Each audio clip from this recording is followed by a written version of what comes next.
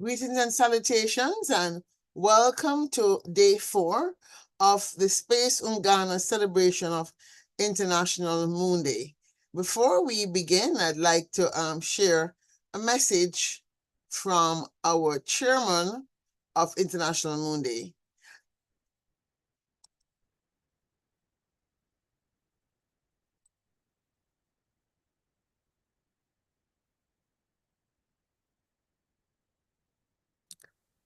Greetings, everyone, and welcome to the 5th International Moon Day celebrations. I'm Nasr Sahaf, co-chair of the IMD.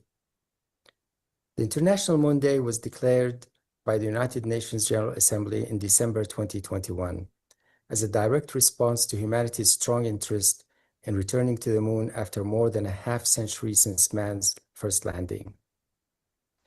In this spirit, IMD has led the world in celebrating this aspiration by providing a world-class platform whereby organizations, institutions, both public and private, and people from around the world may upload and share their activities and celebrations in their own cultural heritage and various themes.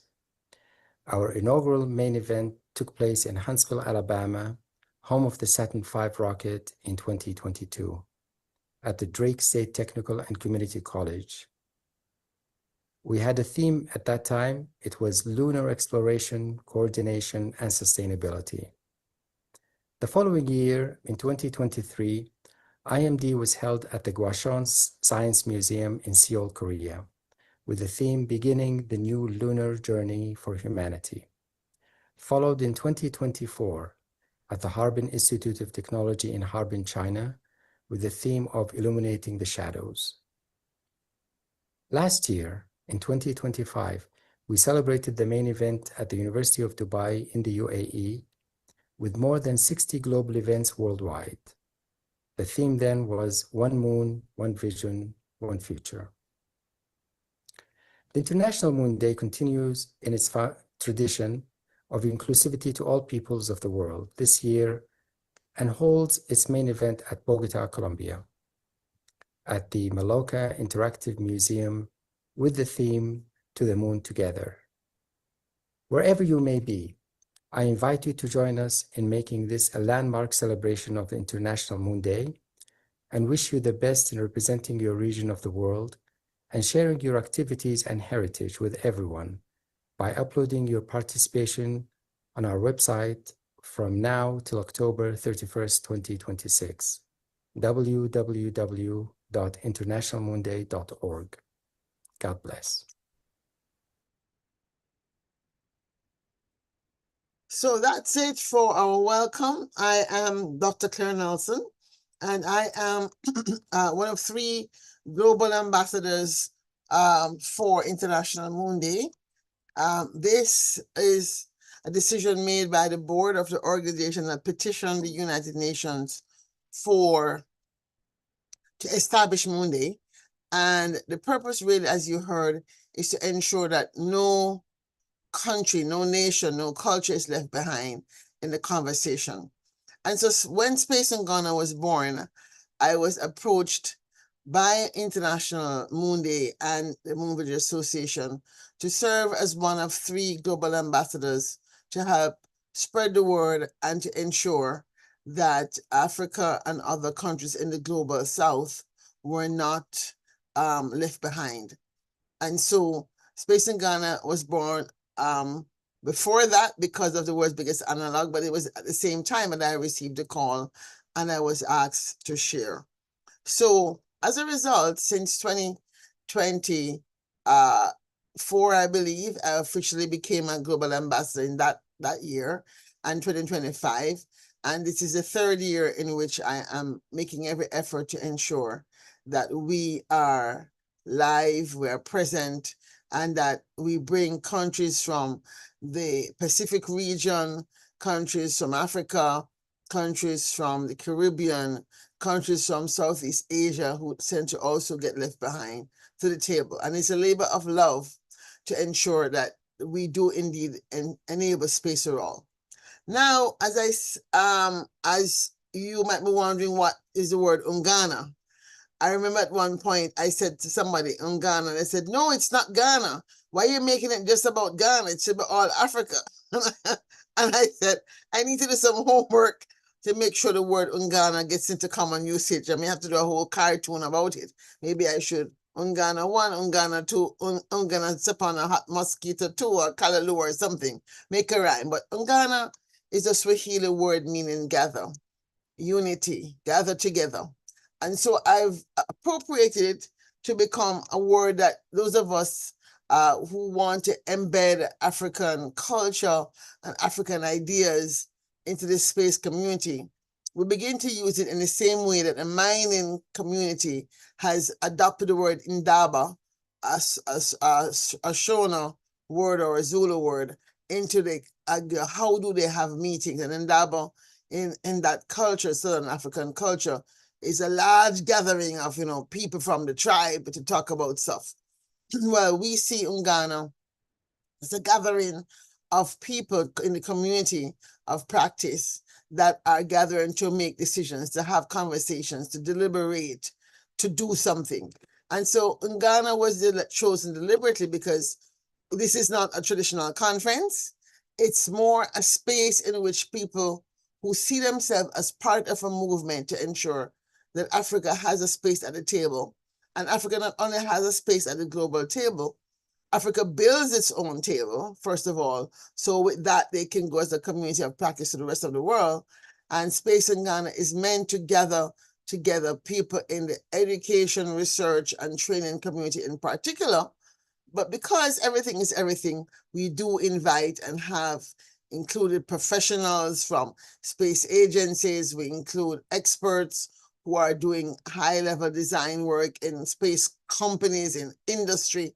And of course, we include those of us who are citizen scientists, like myself, who run small nonprofits, small research organizations. But nonetheless, our work is no less valuable. And so it's very important that we take a leaf out of the climate community and see our community in the same vein. The climate community recognizes very well that if they're not at the table, if they're not there at those conferences, things get decided without their input, right? And so we in the space citizen science community, the space activist, the space advocate, the space actionist community have to have the same heart to make sure we show up when decisions are being made so that decisions don't be made without us. So today on day 4, we are beginning our 2-day African Parliament of the Future. Yesterday, we did begin with the official onboarding, or on this case, we'll say the official intake and networking and inception of our delegates to the Parliament. And I would like to say something more about the African Parliament of the Future and how that was born. So in the year 2024, the UN organized the final sitting of the UN Summit on the Future, which was a 2-year process. Most huge UN summits take 2 years. 2 years of deliberation before we get to the actual summit. So the document is developed and then it's back and forth and countries argue back and forth. Civil society puts their 2 cents in and eventually arrive at a document. So by the time we come to a document, a summit, final summit, like in September 2024, we've already spent a whole year or more debating what's going to be in the document. I want to make sure people understand the process, because many times civil society is not aware of the process of how UN agreements and treaties get made. So in this case, it's an agreement. It's not really a treaty. It's not a binding document. But the UN Pact for the Future came out of the recognition or Summit of the Future and Pact for the Future movement, came out of the realization that the SDGs, which were established in 2015 and meant to be arrived at in 2030, was not going to be arrived at, despite the hard work. And I must say, as somebody who considers themselves a disciple and an apostle, if you will, I'm not only a disciple where I follow and practice, I also go out and spread the news of the SDGs, as apostle of the good gospel of the SDGs. People really have made a good effort, but the weight of industry, the weight of the status quo is an momentum which is very hard to turn back. Nonetheless, we decided, and so we collectively, we, those of us who believe in it, that we had to do something to ensure that we didn't just end the SDGs and then nothing, then what? So recognizing that the future is becoming ever more fragile, the future is becoming more fragile. And as a futurist, again, it's something that I'm very aware of. We talk about the many ways in which we can self-destruct as a species. I'm a member of something called the Lifeboat Foundation, where some of us think about various existential threats to humanity. And quite frankly, many of them are man-made, right? So that's kind of, it's one thing to say an asteroid might hit us. It's quite another to say we'll go to war and hit the nuclear bomb by accident, and then poof, there goes half of civilization. Or we'll build a new biological actor, like a new type of mosquito, to supposedly solve one problem and create a new set of problems. And so with all the genius that we have out there creating things, we were concerned about that. And so this 2-year process arrived at some 50-something statements about the future. And space was one of them. And it basically reiterated the precepts and principles of the UN Outer Space Treaty. And there was, and we, some of us, myself, really taking the lead, decided that we needed to have a Space Matters Impact Coalition, because civil society, for the first time, did not draft a civil society agreement and statement, because we recognize that the future is not fixed. So it didn't make sense for us to draft a statement about we want X to happen by this date when it's not going to happen that way. We decided to organize impact coalitions, and I lobbied to ensure that space would have an opportunity to be in this room.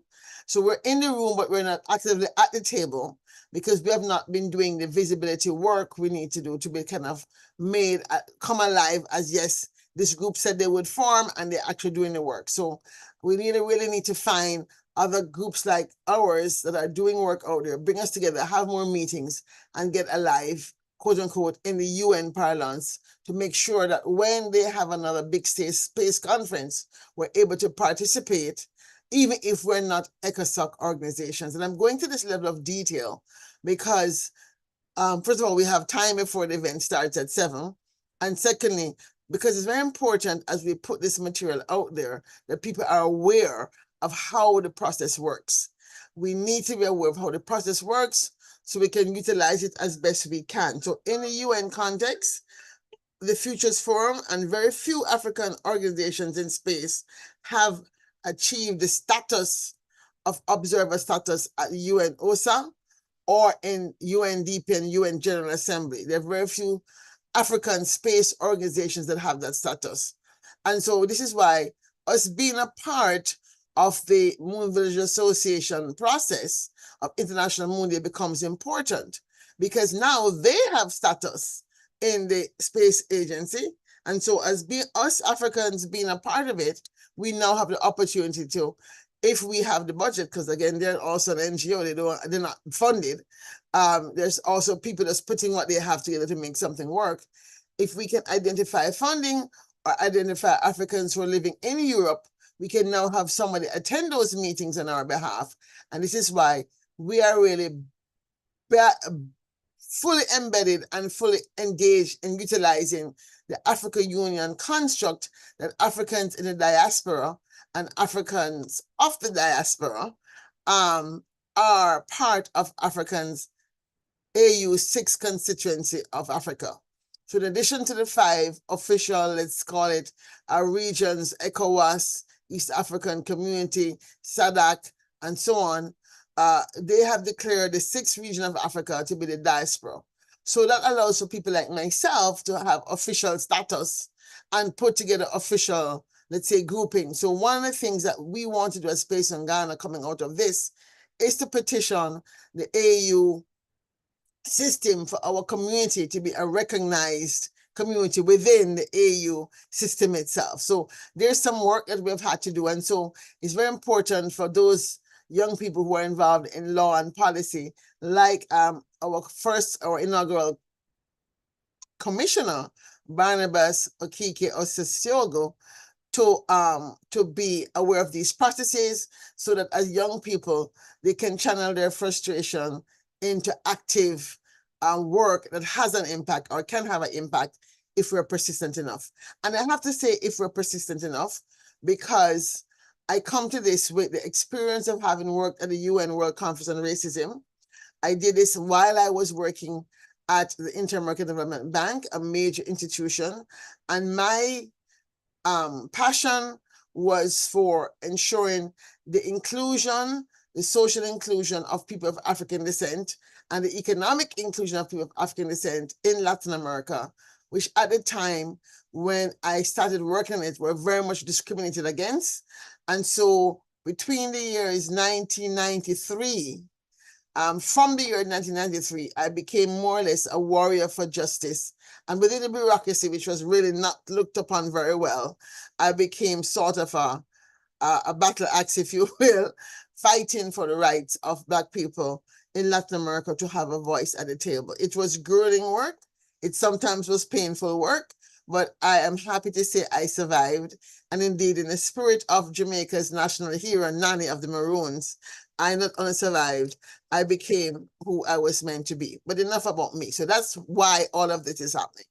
And so I want to, before I bring up Barnabas Okike Osisyogo to say some remarks, I do want to have the opportunity to share with you now the something about what the African Union believes should happen. And so I'm going to share with you a video done by the African Union a couple of years ago that maybe you have not yet seen, but I think it's important that we kind of set the stage for why this youth-oriented, and I say youth-oriented because it's intergenerational. I'm a part of it, right?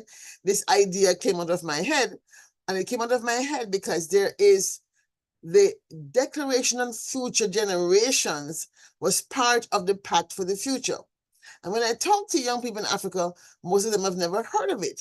So it means that here it is, we have a document signed and approved, but young people in Africa are not taking advantage of a process which has said very clearly that young people ought to be at the table. We need to bring them to the table. We have to train them to think about the future, because if we don't do that, we're doomed. That's kind of what happened at the Pact for the Future process.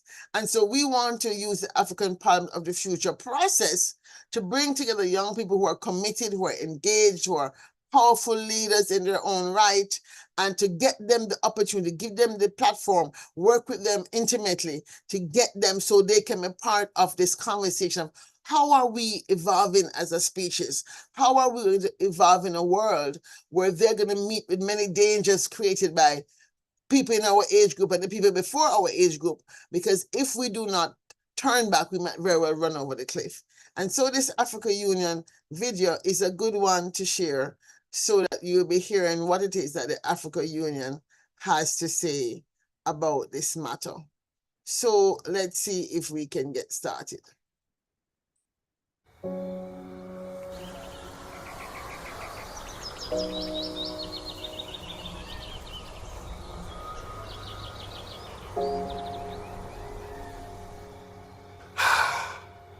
Guys, we are almost graduating. What does the future hold for us African youth?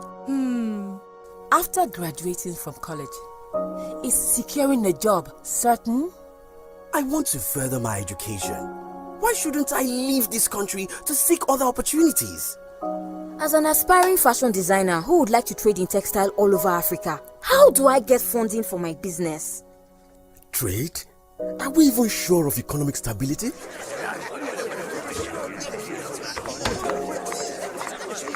As for me, I just want to expand our family farm and set up a food processing company. But how can I easily transport and sell my goods to other African countries? Have you not heard of Agenda 2063? What is Agenda 2063? Agenda 2063 is the master plan for transforming Africa into a global powerhouse of the future by the year 2063. And ensuring that Africa's development is driven by investments that are sustainable and benefits all people, and that development activities will promote unity, self-determination, freedom, progress, and collective prosperity pursued under the ideals of Pan-Africanism and the vision of Africa's Renaissance. Do you know Agenda 2063 aims to increase investment in key infrastructure, improved agricultural practices and better management of our natural resources, as well as access to quality health and education to enable Africans to unlock their full potential? And with a well-educated society and empowered people, our communities will thrive as Africans actively participate in decision-making to promote good governance, democracy, respect for human rights, and the right to live in stable and peaceful societies. And a peaceful and secure Africa will provide the right environment we desire for growth and development, productive employment and decent work for all. We can build more world-class infrastructure, sustain industrialization and foster innovation as we invest in the blue ocean economy, agriculture, advanced technology, transportation, health, renewable energy, commerce and finance, and even outer space technology, translating into a better standard and quality of living for all African people. The Agenda 2063 promotes a united Africa with a strong cultural identity, common heritage, values and ethics. Agenda 2063 will enable Africa to position itself as a strong, united, resilient and influential global player. Wow, that is the Africa I want. That is the Africa I want. That is the Africa I want. That is the Africa I want. That is the Africa I want. This is the Africa we want. Let us unite to build the Africa we want. Visit www.au.int to learn more about Agenda 2063. So there you have it, a sense of what AU 2063 is about. And so with that, I'd like to invite Barnabas Okike Osige to join me on the platform again to talk a little bit about the African Palm of the Future process and history, where we have been. He is somewhere around. If he could turn on his camera and join us back on stage. Barnabas Okike, if you could come and join us on stage, I'd appreciate that. Let's talk a little bit about this year's goal for the history, what we did last year, and what we're planning to do this year. Barnabas, could you join us on stage, please? All right. All right. So if you could turn on your camera, Barnabas, turn on your camera. You had your camera on and then it's gone. I don't know what happened. You had your camera on and now it's gone. Okay, so I'm going to wait until you get your camera working. All right, you're here again. All right, so you're back. All right, so let's bring you back. So, all right, so here you are. So I have to first of all commend Barnabas Okike Osisyogo, who I met last year at Space Ungana in Abuja. Last year, as I said, we began in Kenya, then we moved to Ghana in 2024, and last year we did it in Nigeria. And Barnabas was one of the young people I was very privileged to meet in the process of my sojourn there. We did it at Cosmopolitan University, a small private university. Usually I found in the last couple of years that it's much easier to get the smaller universities to do anything that's never been done before than the bigger universities. But Barnabas came to a couple of our events, and in speaking to him, I found out that he was one of the founders of Space Clubs Nigeria. So first of all, Barnabas, tell me a little bit more about yourself. Okay. Good day, everyone. Please confirm that you can hear me. Yes, we're hearing you. Okay. So my name is Okike Osisio Barnabas. I'm a trained lawyer, currently undergoing a vocational training at the Nigerian Law School. So I'll be sitting for the bar exam later in the year. I'm largely a space enthusiast. My journey into the space world began as far back as 2022 when I was part of the research team for University of Nigeria's team at the Large Space Moot competition. And after the said competition, we got back home. We didn't do so well. And we decided that to better prepare ourselves ahead of future competitions, that we needed to form a space law club. And eventually, I was a founding member of the club. I served in multiple levels within the club then. And as we started a year into the operation of the club, we then realized that space went beyond just looking at status and treaties, and we decided to, incorporate other disciplines in school. So, University of Nigeria operates a two-campus. It operates multiple campuses. Particularly, the campus I was part of was a campus that was designated to professional courses. So we reasoned it that, okay, since we have a small group of professionals across medicine, engineering, law, business management, accountancy, and others, that if we're able to coordinate all these disciplines together, that we could form a club that, carries the core professions that every nation needs to survive. And you can't necessarily discuss space as a broader economy without looking at what each and every single different discipline brings into the equation. And to foster that, we formed the Space Club University of Nigeria. And activities at the Space Club University of Nigeria also got us in contact with the Space Generation Advisory Council. And subsequently, we got to know of other space clubs in Nigeria, and we started the movement towards forming a collective body of space clubs in Nigeria, which we called Space Clubs Nigeria. And last year during Space Ungana conference, I was a representative from Space Club Nigeria.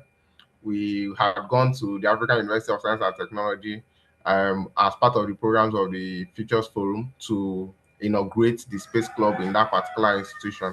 And after that, we then shared ideas as regards the then astronaut simulation that was happening in Kenya and how we can, incorporate other fields and other disciplines into it. And the vision for the African Parliament of the future was vetted. So largely, it's been an interesting path of what I've hoped to do all these years, since I came into the space equation. I've been trying to see how we can get more young people involved into the conversation, particularly forming when we formed our club from ground up. It wasn't always easy because whenever you mention space, everybody's like, are we not in Nigeria? We don't really have astronauts now. We don't have rockets now. What are we really discussing about this particular sector? Well, we've been always trying to convince them that it goes beyond just what they see on YouTube. That is actually a full sector that actually needs the attention of every single person. So having the African Parliament of the future where we can gather experts across disciplines, students across universities in Africa to sit, discuss, have conversations about the future that they're going to live in. It was a very important message I personally ascribed to, and I took up the mantle myself to ensure that every logistics that were necessary.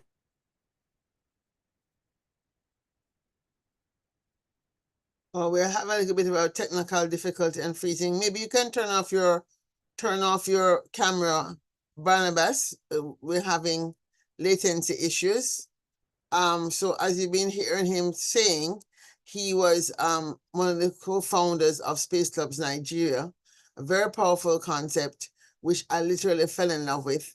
And really, I'm hoping that we can spread this message across Africa and even the Caribbean and Pacific, so that young people in universities form these transdisciplinary exchanges, and they can find people like myself who are their seniors, their elders, that will partner with them to give them the room to grow and to practice and emerge as the leaders they ought to be. So Barnabas, when you are back on, you can keep your camera off because of your latency issues, and we can hear you better. I'm not sure, you may have to go out and come back in. We'll see what happens. Well, part of the challenge that we're facing, even in doing this kind of work in Africa, is the reality of, or the challenge of connectivity. And so when we met in Nigeria last year, there I mean, and I heard the cry literally of them saying, "But Dr. Claire, you know, this is happening. We can't do this. We can't do that." Barnabas, if you could join us again. I was saying if you're having latency challenges, you may want to turn off your camera just because I love your backdrop, by the way, but just because I don't want you to have to Thank you. Thank you. struggle. Yes. And so the audience will have to understand the challenges. Anyway, so go ahead. You have the floor. Okay. So I was already rounding up. I don't know at what point did you guys lose me? So I Yes. can just reiterate So we the didn't last two hear points. you when you said that Space Club Nigeria and then the work we did in October last year. You talked a little bit about what happened in October last year when it was launched. Oh, And the need to have this Pan-African okay. process. Okay. So last year we had the first. Last year we had the first or the inaugural African Parliament of the Future competition during the World Space Week, as part of the broader Lunaria project of the Futures Forum. And we had up to 8 schools participating last year, with University of Nairobi coming up top of last year's competition. This year we're a little bit more expanded. Up to 11 schools we are invited, and we hope to see how far and how well they do. And we are eager to hear their own views as regards the issues that were presented. And particularly this year's competition, we built it around the recent Space X IPO, and the possible issues that might come up in the later future, particularly for African states faced with that reality where huge capital is being pumped into the particular sector. So I'm actually eager to hear from the participants to know their views on these emerging issues, and I know we're all going to have a very great time. Thank you very much. Well, thank you. And so one of the things we want to imbue in the students in the process, and so tomorrow we're going to begin our morning tomorrow with a brief conversation, future thinking.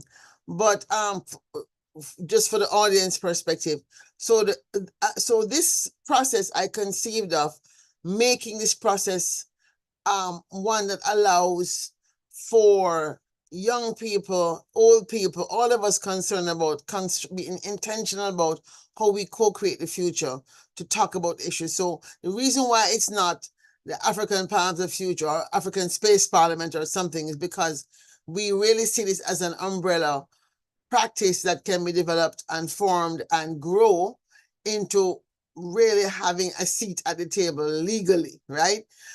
We know by how change is made that if we had gone forward as old people, young people saying, hey, governments need to have this as a official government office where people can do work, we'll be laughed out of court from day one. Even in the Caribbean, I've been trying to get it done and nobody's taking me on, and look how small we are.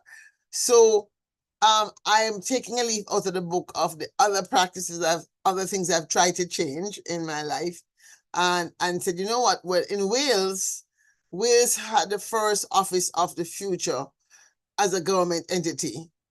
And it wasn't because the government just got up one and said, oh, let's do this. It's because activists pushed and pushed and pushed and persisted till it entered the constitution.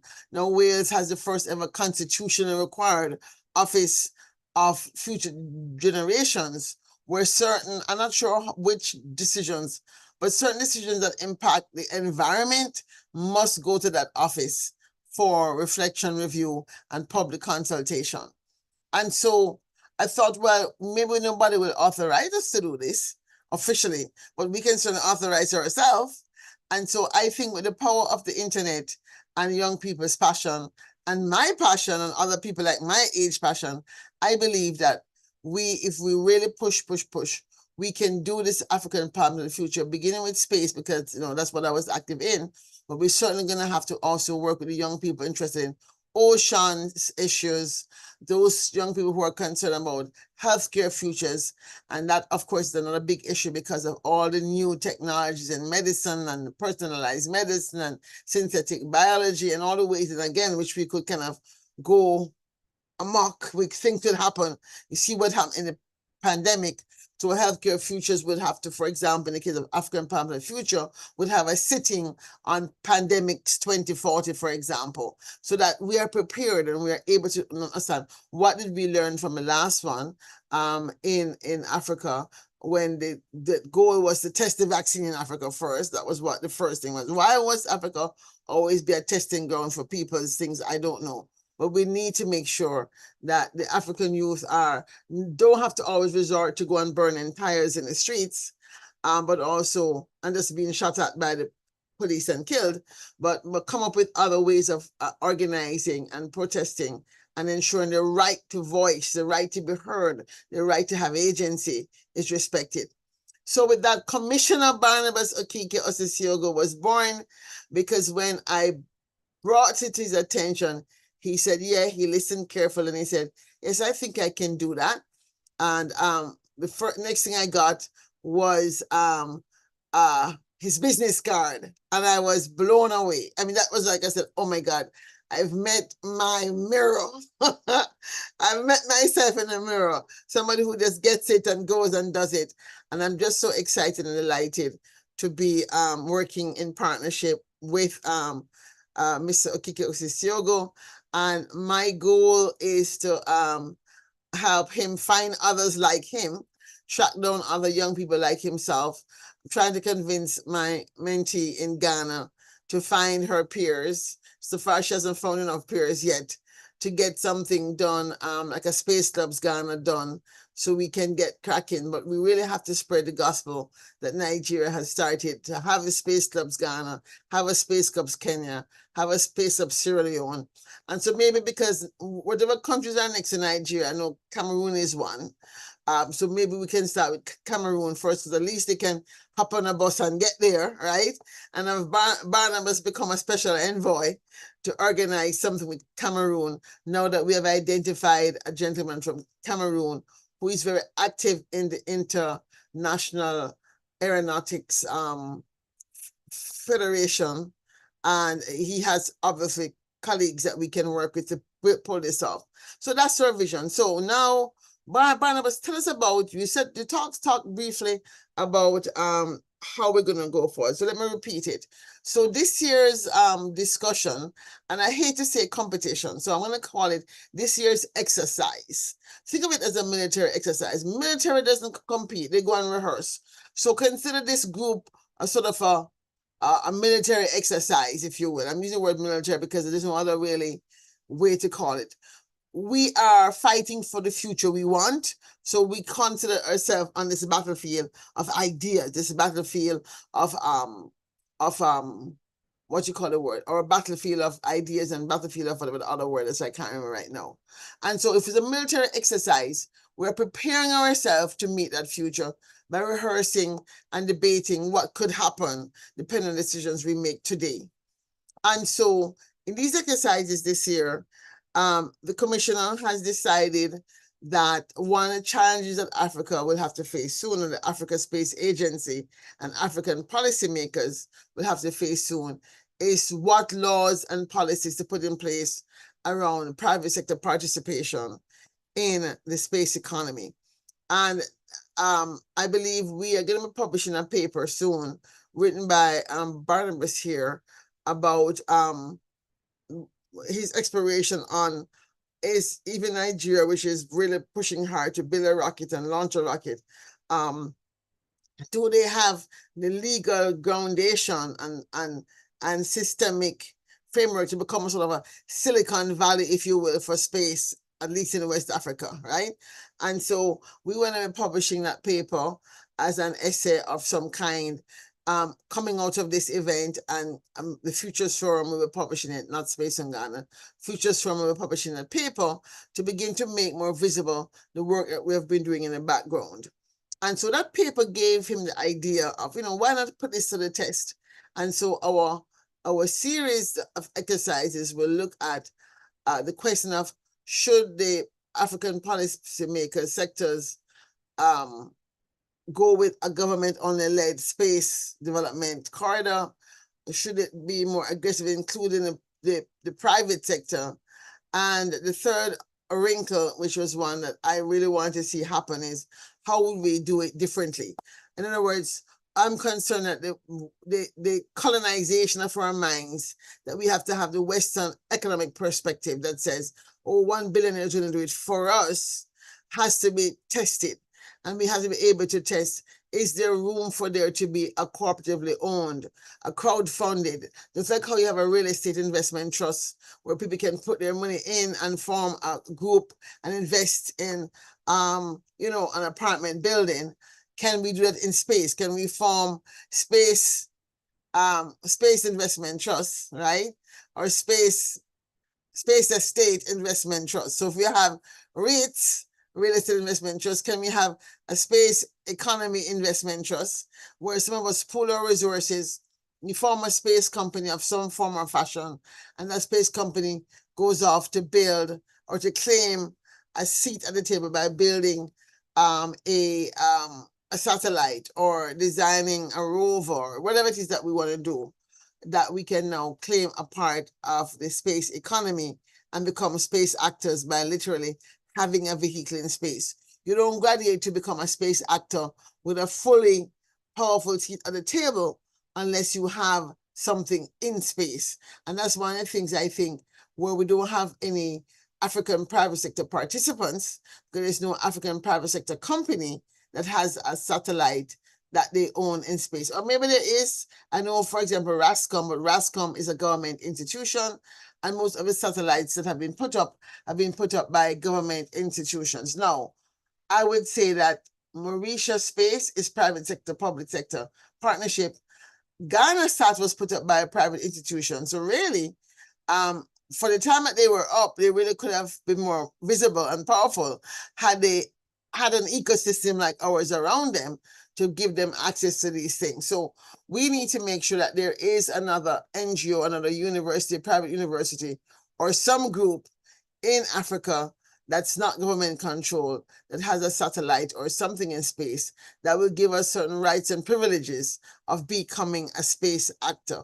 And so the African Plan for the Future responsibility this time around, and if I'm right, is to ensure that the sitting this year explores these concepts and then provides a report back to the Pan-African Parliament. So we are intentional about thinking of where does this thing go.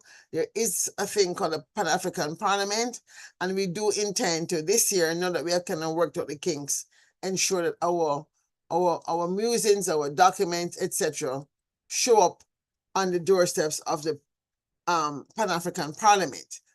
No, the Pan-African Parliament, I think I'm not sure if they sit the whole year or they only sit at a certain time of the year. But the reality is that they do exist, and it is going to be our move to make ourselves known to the official Pan-African Parliament at the end of this session, because now we have more of a role, but we have young people who have gone through it now 2 times, so we can withstand the scrutiny and perhaps the skepticism of our elders. And in this case, I'm going to put myself firmly in the camp of the young people and become a youth myself, because I know we're going to be probably met with some skeptics, but we don't intend to go quietly into the night.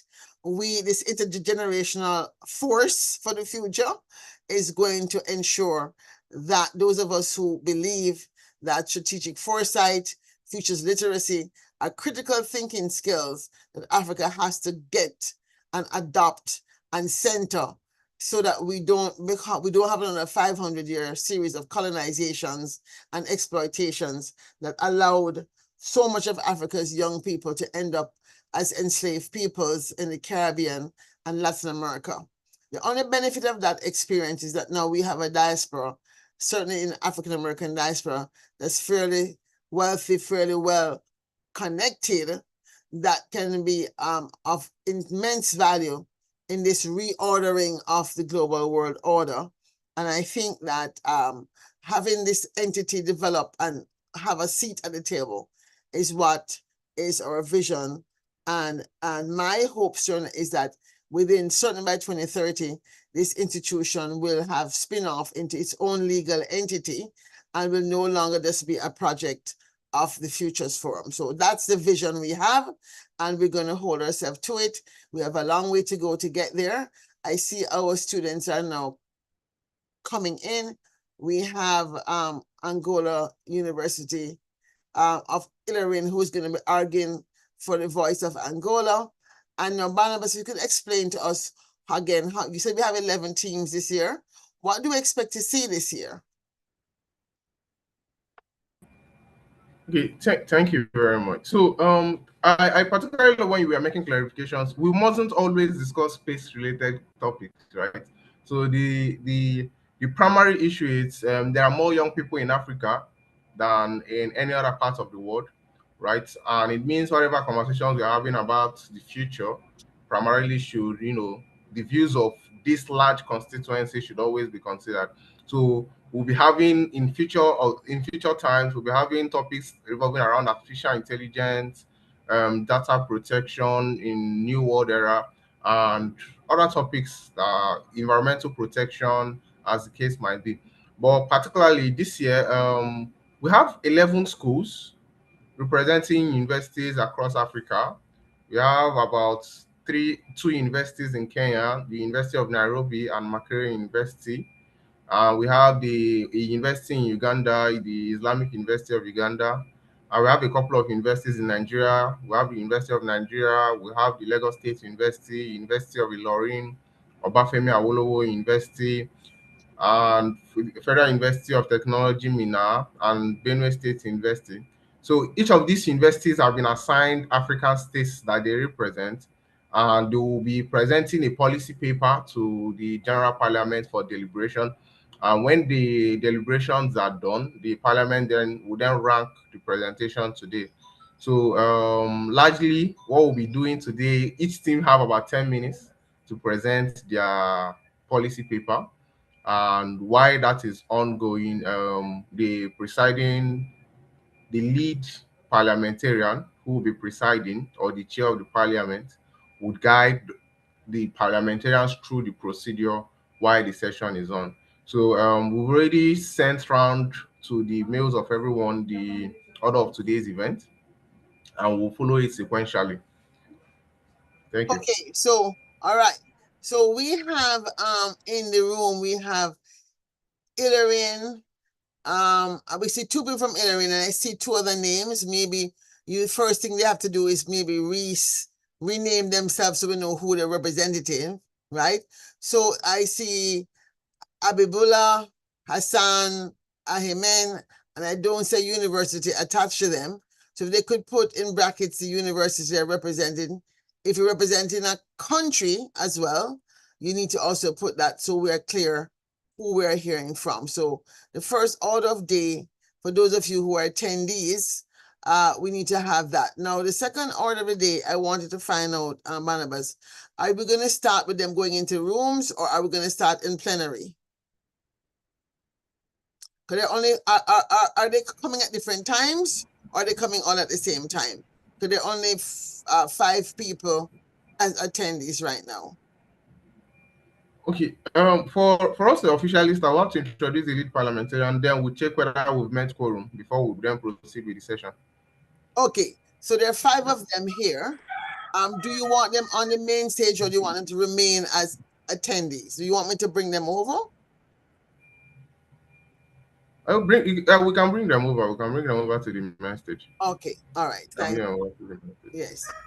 So I think it makes things easier. Yeah. So I'm going to be promoting you to a panelist.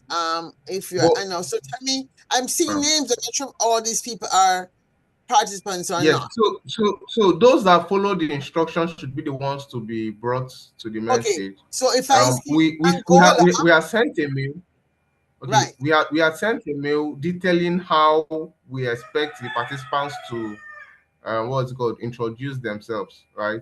Okay. And it was sent to all the participating schools. So I think they should just make the edits. We say the country they were assigned to, then in brackets their universities, so it will be easy for the judges to, assign their scores appropriately.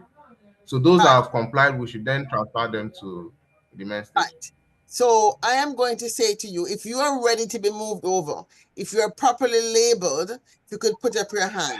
Now, I presume all of you know how to use the Zoom platform, but if you have not used one before, if you look at the bottom of the screen, I think you were on here yesterday, so you would have been groomed.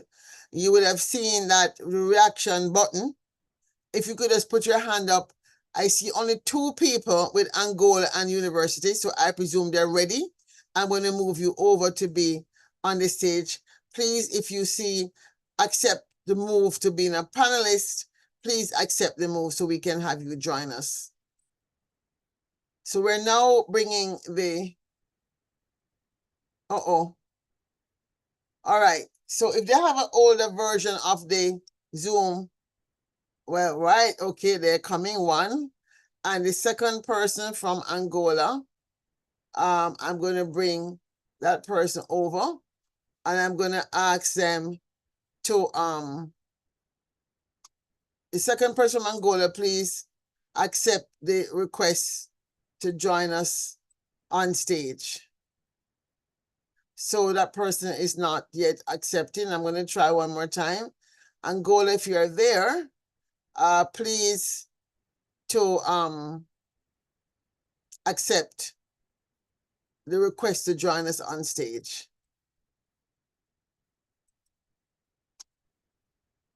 I think I've seen Nigeria, Reverend Father Moses at So, Dasu University. So we can also the second person from Illorin has declined to be promoted. I'm not sure if his or her partner can maybe get on the phone and call them and ask them what's happening. Now I'm seeing 2 people labeled South Africa, but no university. If the 2 South Africans belong to university, please put the name of the university in brackets beside the country.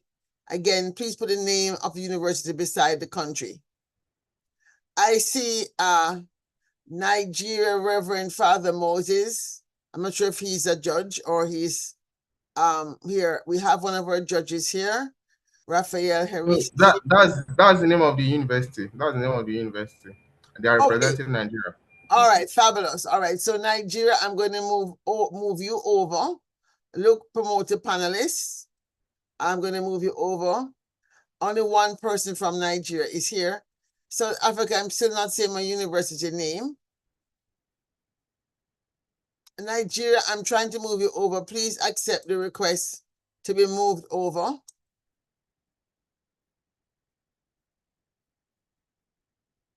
All right, Nigeria, Reverend Father Moses University is joining us.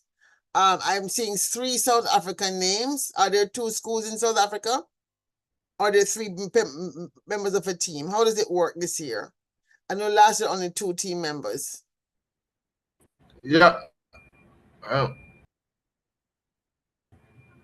The rules remain largely unchanged. So we are still working with 2 team members. All right, so I'm seeing 3 South Africans. So I need to know which 2 are to be panelists and debaters and which one is observing and supporting.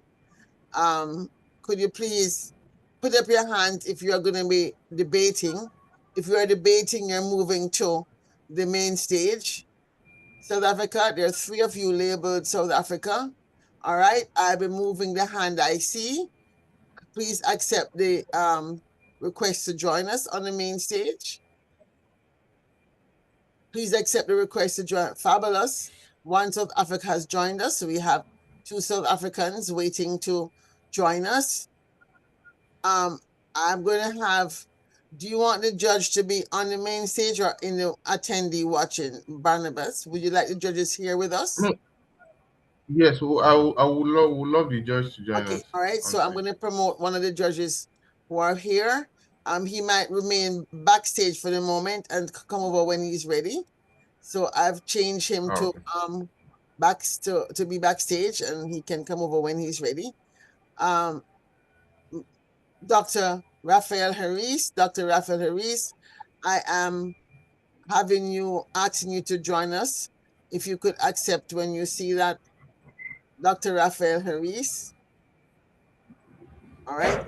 South Africa, I'm seeing two names. I'm seeing Amanese, Ahabibula, Ahamemen. I guess they're just supporters.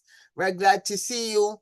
And Raphael has not yet decided to join us. Raphael, when you're ready to join us on the stage, feel free to put your hand up and we'll bring you over. I'm glad you're here in the background watching. And you can also join us backstage if you'd like to. And if you're backstage, you won't be able to hear. All right, so I'm going to bring you and I'm going to put you backstage so you can talk to the other judge who is there waiting and get to know each other. All right, Rafael Harris, thank you for joining the judges in the backstage area. We see, all right, so we have, I'm seeing one South Africa. We need another South Africa on this side. South Africa, are you ready to come over? If you could put your hand up. If you could put your hand up. If you're representing a country, position, please, your name should have the country and the name of the school. South Africa, I see the country, but no university, but we need to know the university. Even if it's only one university from South Africa, we would really like to know the name of the university. If you could please rename yourself. The other South African in the attendee waiting room, please let us know when you're ready. We do need to have more people. I'm seeing Manese, Nelson, Habibullah, Emmanuel, and Ahimen as attendees. I'm not sure if they're meant to be delegates or they're just observers. A delegate is someone who actually gets to speak. Observer, all right. If you could change your name and follow the naming protocol, Habibullah, your name must be changed to the country you're represented and the university. Please rename yourself before joining us. If you could rename at the bottom of your screen, you will be able to rename. Now, if you can't rename because you're on a phone, maybe you can text in the chat and I can rename you if you'd like before moving you, because I'm able to rename you. But I don't know which school you represent, so I am going to give you the opportunity to speak, Habibullah, so that we can rename you. All right? What name should you, what country are you speaking on behalf of? Hello, ma. Yes. Habibullah, Okay. what country are you speaking on behalf of? Rwanda. All right. So Rwanda is one of the countries that have signed the Artemis Accords. And what is the university you are with? Federal University of Technology, Mina. Okay, Barnabas, help me with that one. The university. Federal University of Technology, Mina. I cannot understand what you said. So Barnabas, I'm going to give you, you are co-host. If you could add the university. I am going to promote to the panelists.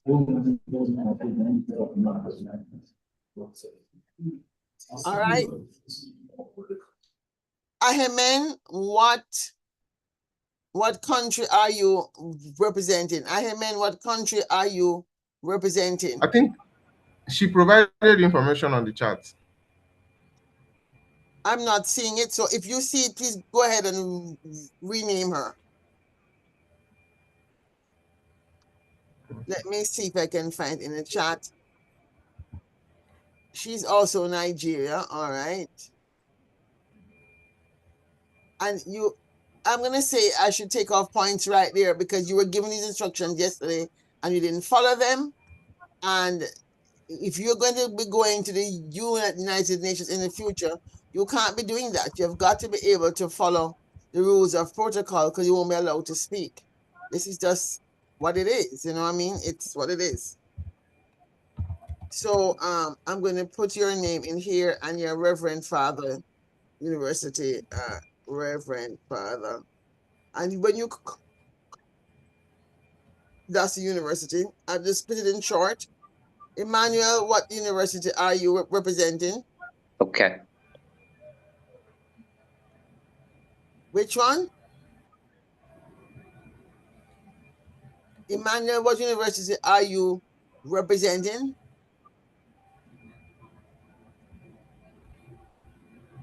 Emmanuel?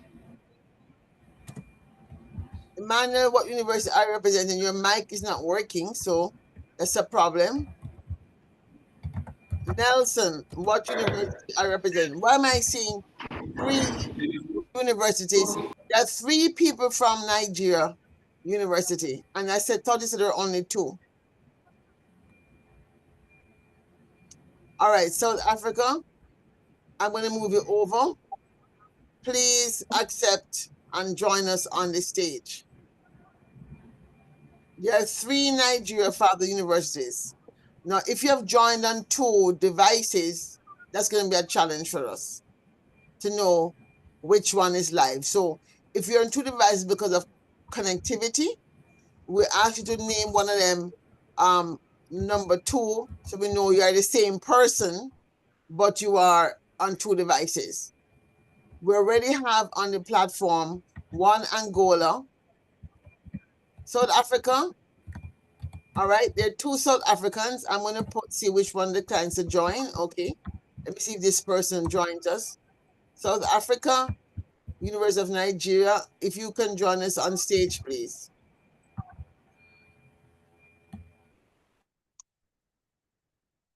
South Africa, University of Nigeria, you're an attendee. Please watch the screen. And when you're being asked to join, please accept. Rwanda, I see a new Rwanda. South Africa, you keep on not responding. If you don't respond, we won't be able to promote you. Rwanda, you just joined us. I'm going to promote you to a panelist. Please accept the invitation to join us. Rwanda, you are here. Thank you for joining us. You will be joining us on stage. All right. South Africa, you are still there behind stage. A second Nigeria, Reverend Father. So let's see.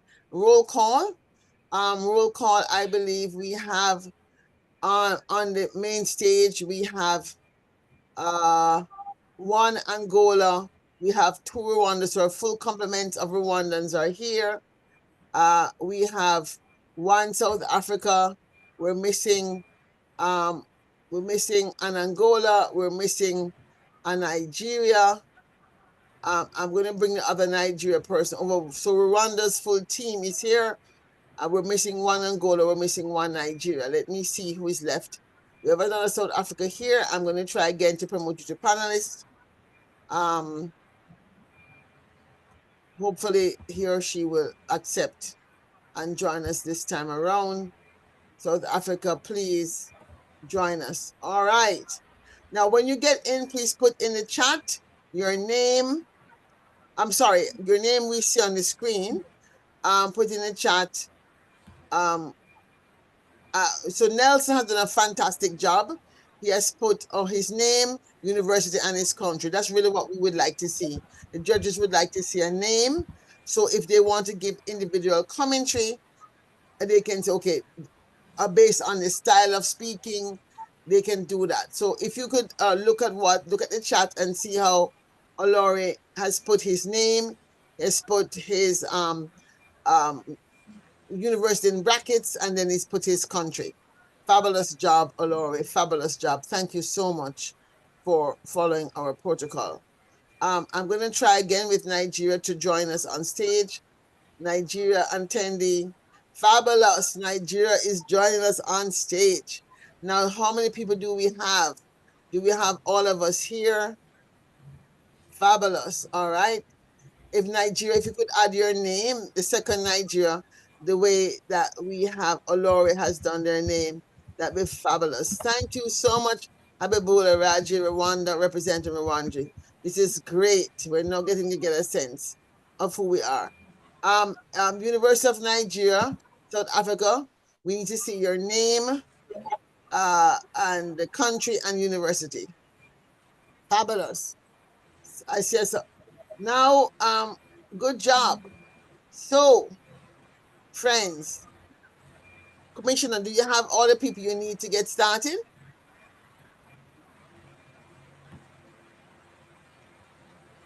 Commissioner Barnabas, do you have the people to get started? We're missing an Angola.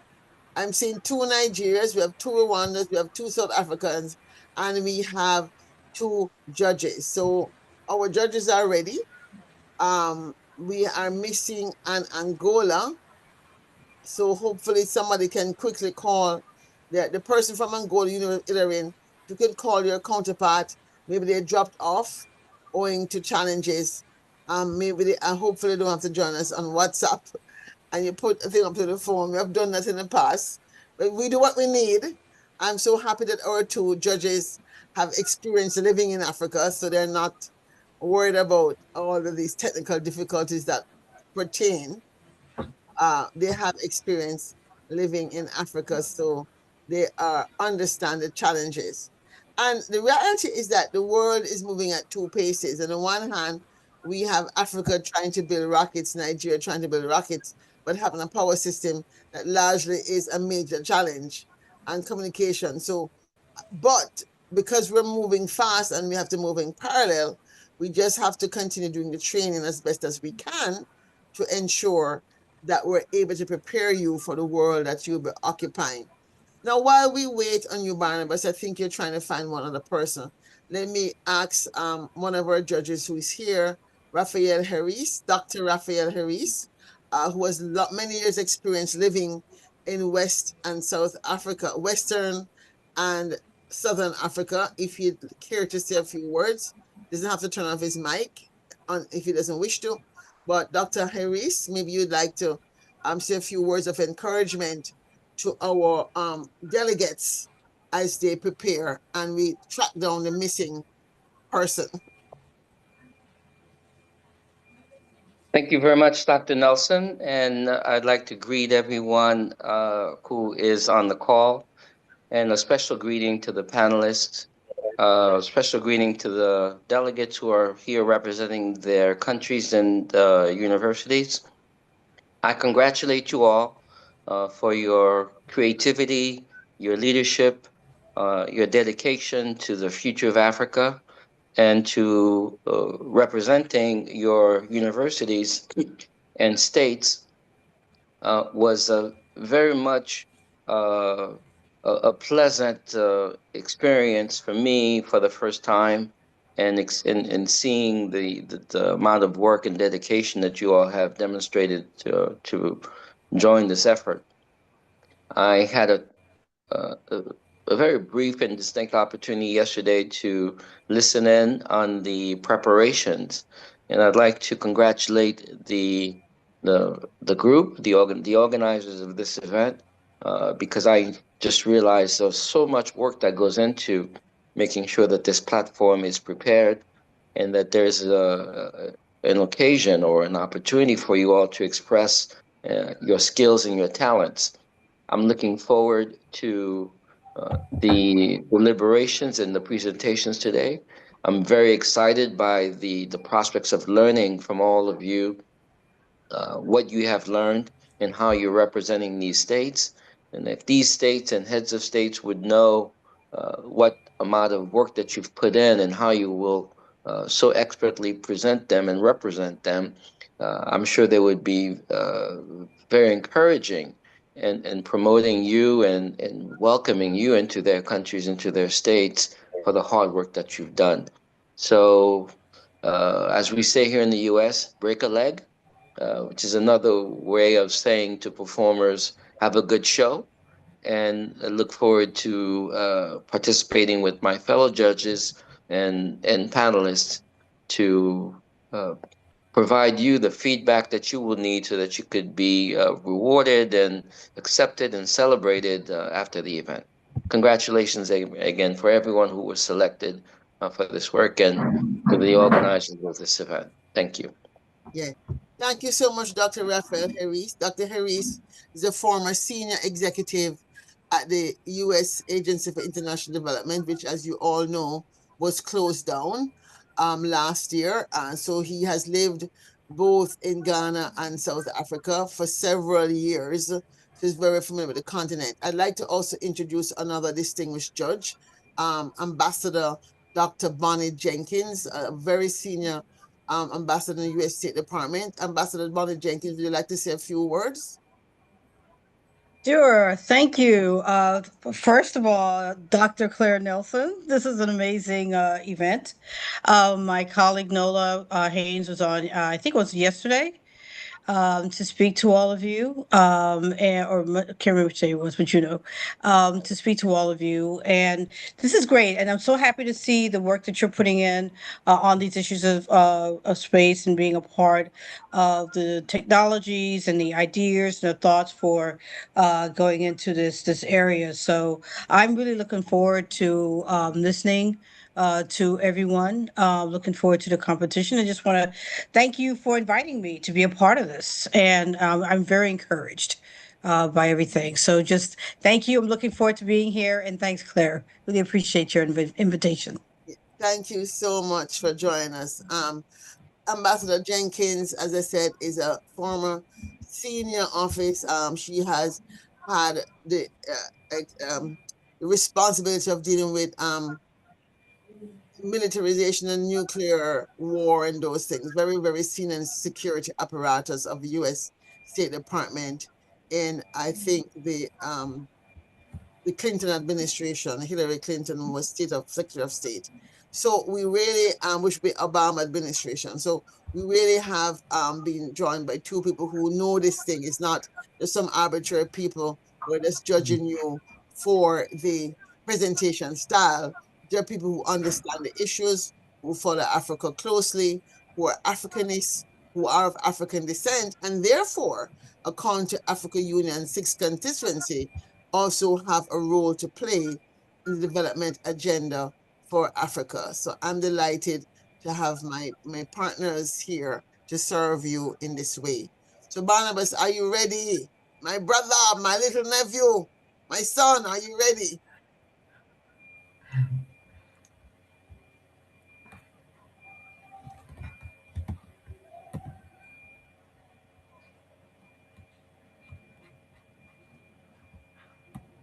Do you have everything you need?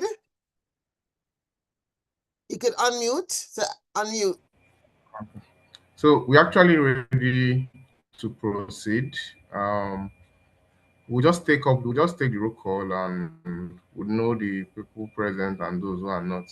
But then I want to welcome every single person to this session. It's been an honor, trying to do a lot behind the scenes to put every single thing together. And I appreciate the collaboration and support from the students themselves, the panelists and the judges for accepting our call to be part of this session. And on that note, Dr. Claire. I am here. I went off camera to give you the spotlight. Oh, Here. okay. Yes. So on that note, I welcome each and every single one of us to today's session, and we'll be proceeding with call on order and confirmation of quorum. So we should have about 11 schools. So I would mention the school or the states they are representing, and I expect the representative to respond.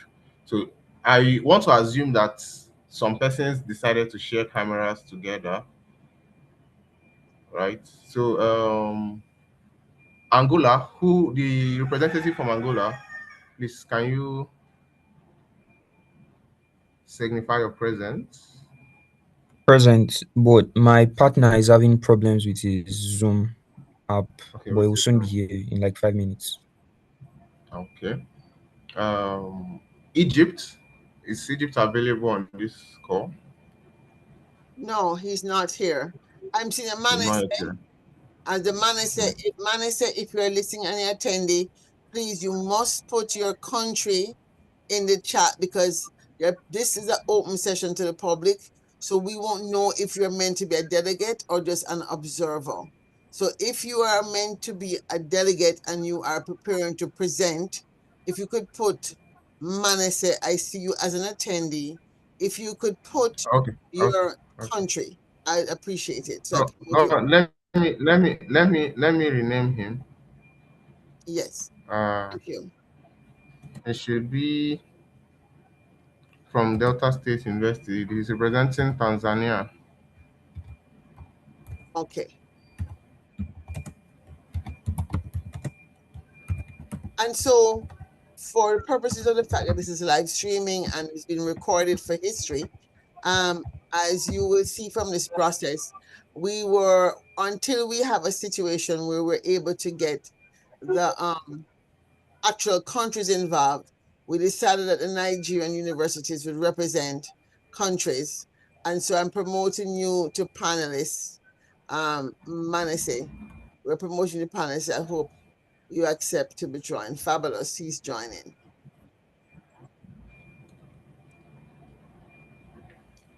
So now we have them. Then,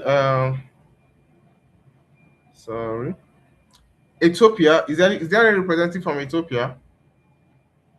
None on the floor. Ghana. None on the floor. Kenya. None on the floor. Namibia. None on the floor. Nigeria. I think I saw someone from Nigeria. Yes, sir. Okay. What of Yeah, your yes? she's Your also teammates? present. Okay, Yes, she's sir. also She's present. present. Okay. Then Rwanda, representative from Rwanda. Yes, sir. Okay, present. Then South Africa. I think I saw South Africa at some point. Present here. Present. Present. Tanzania.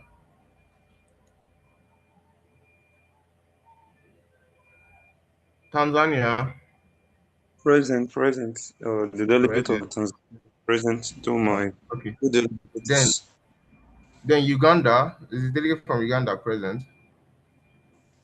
Okay. So Barnabas, Dr. Claire, there's an attendee you might want to go and change your name. Could they just joined in the platform, but that I don't see a name.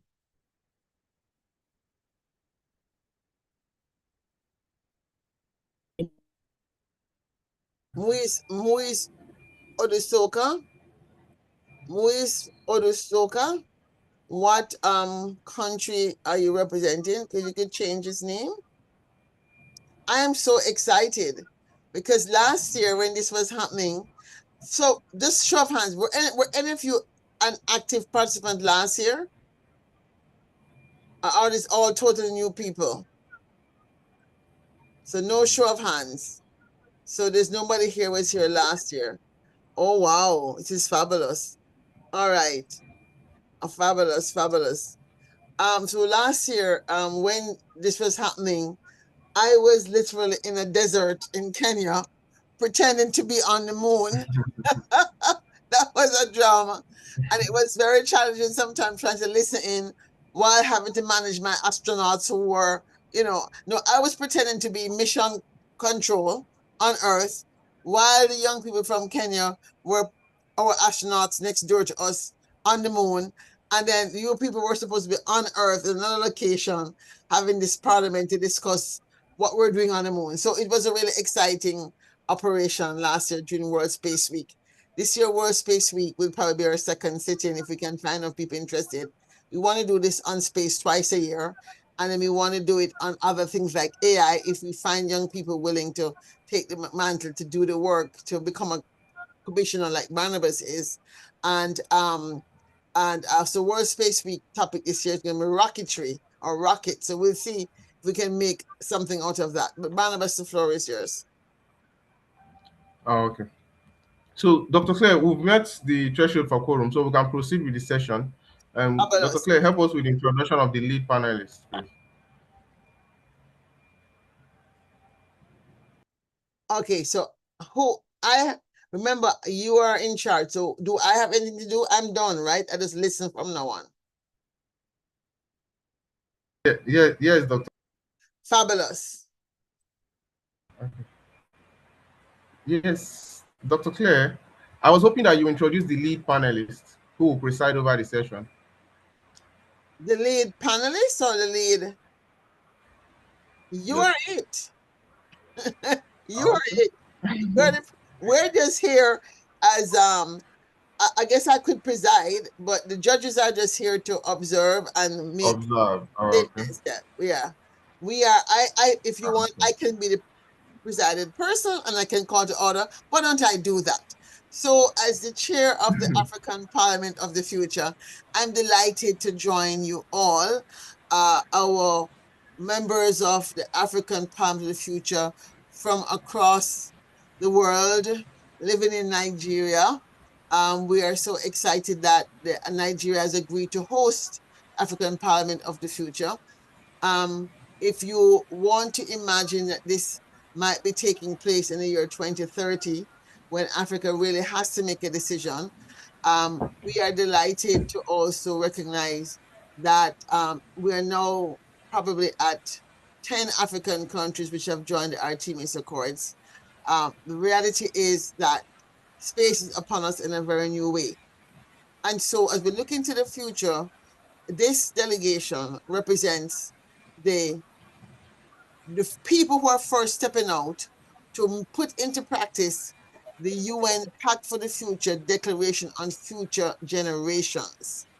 And so because the UN Pact for the Future Declaration on Future Generations states that the future belongs to the youth, states that the youth should be prepared and trained to understand the implications of the choices we make today, the African Parliament of the Future is established to serve this purpose, and we thank you for being the second inaugurating organization of this group.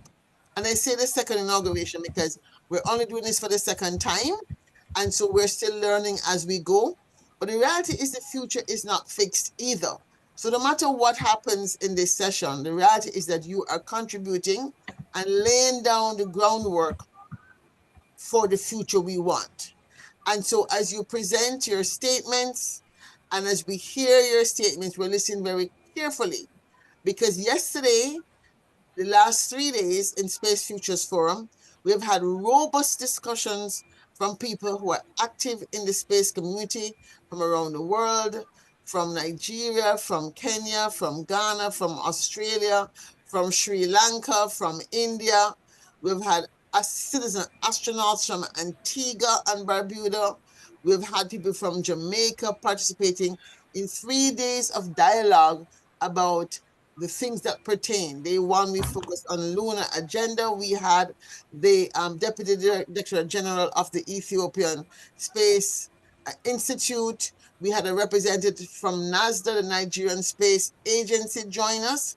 And so we've had a rich discussion, and they know that this event exists. We had also the attendance of the Deputy Director General of the Africa Union join us on day one, and she stayed almost the entire time listening while working in the background. And so they know that this event exists, and we want to assure you that no matter who, quote unquote, whose idea is taken forward, we're doing this to demonstrate that we do not have to use the Western parliamentary process where a winner takes all approach, but we can go into African traditions such as the Igbo tradition of Ibza, where we discuss, we debate, we argue fiercely for our point, but then we go forward in consensus. And so I urge you all to argue fiercely for your point, but knowing that in order for us to all win, to win-win, we will have to come to consensus. And with that, I turn the floor back to our commissioner, who will begin the proceedings. So again, thank you all, delegates, for coming to this sitting. I want you to imagine that 5 years from now, we will hopefully have the funding to have this even physically somewhere and be live streamed. That is one of my big dreams. And so I think Nigeria would be the first country to get the opportunity to host this physically somewhere, because Nigeria is the launch pad for this vision. And so I'm excited. I'm excited because the NASDA sent somebody to join us the first day. I'm excited because I will be in Nigeria, supposedly in November, to do a Space Futures dialogue with some of you.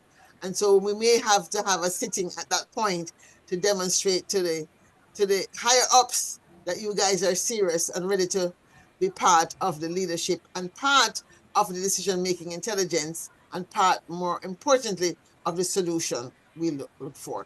So with that, thank you all, and I look forward to hearing from you. Okay. So, thank you very much, Dr. Claire, for that wonderful introduction. And without further ado, I want to welcome everyone to this parliamentary session. We've taken cognizance of quorum, and since we've met quorum, the session is going to proceed. Um, each participating team is giving 10 minutes, going to be given 10 minutes to speak, and the order for presentation has been sent to the general WhatsApp platform, and I would be calling out the states one after the other. But before that, before we proceed, we have to first take our mind back to the facts upon which this parliament has now met to deliberate on. So the first goes thus. In 2026, SpaceX landmark initial public offering unlocked unprecedented private investment in lunar exploration, accelerating international efforts to establish a commercial presence on the moon and triggering a profound policy debate across Africa. The urgency intensified after an international consortium of commercial space companies invited African states to participate in a private-led lunar initiative, offering technology transfer and launch capacity in exchange for commercial partnerships. Unable to reach a common position on how to respond, the Assembly of the African Union referred the matter to the African Parliament of the Future for deliberation. The parliament is split into three distinct legislative factions. The first group argues that African states must cultivate privately owned aerospace companies capable of attracting global capital, moving quickly, and positioning the continent as a competitive player in the emerging lunar economy.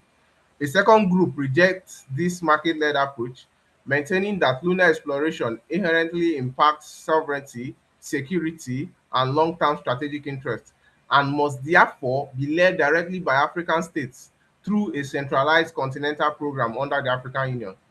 A third group, the Pan-African Cooperativists, championed a decentralized grassroots path grounded in the philosophy of Ubuntu, scaling traditional African polling systems like Chamas and Isusu to the space age. They propose a continent-wide citizen-funded cooperative society that pools micro-investment through a public digital trust. The parliament is now tasked with determining which of these institutional framework best serves Africa's long-term interests and will ultimately define its lunar future. And on that note, the parliament has now sat to deliberate, and we call on the delegates from Angola to take the floor and present the official position of the Angolan state.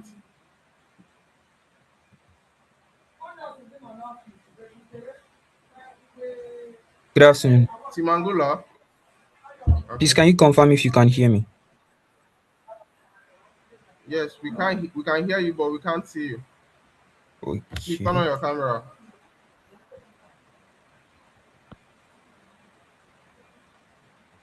In a minute, please. Okay.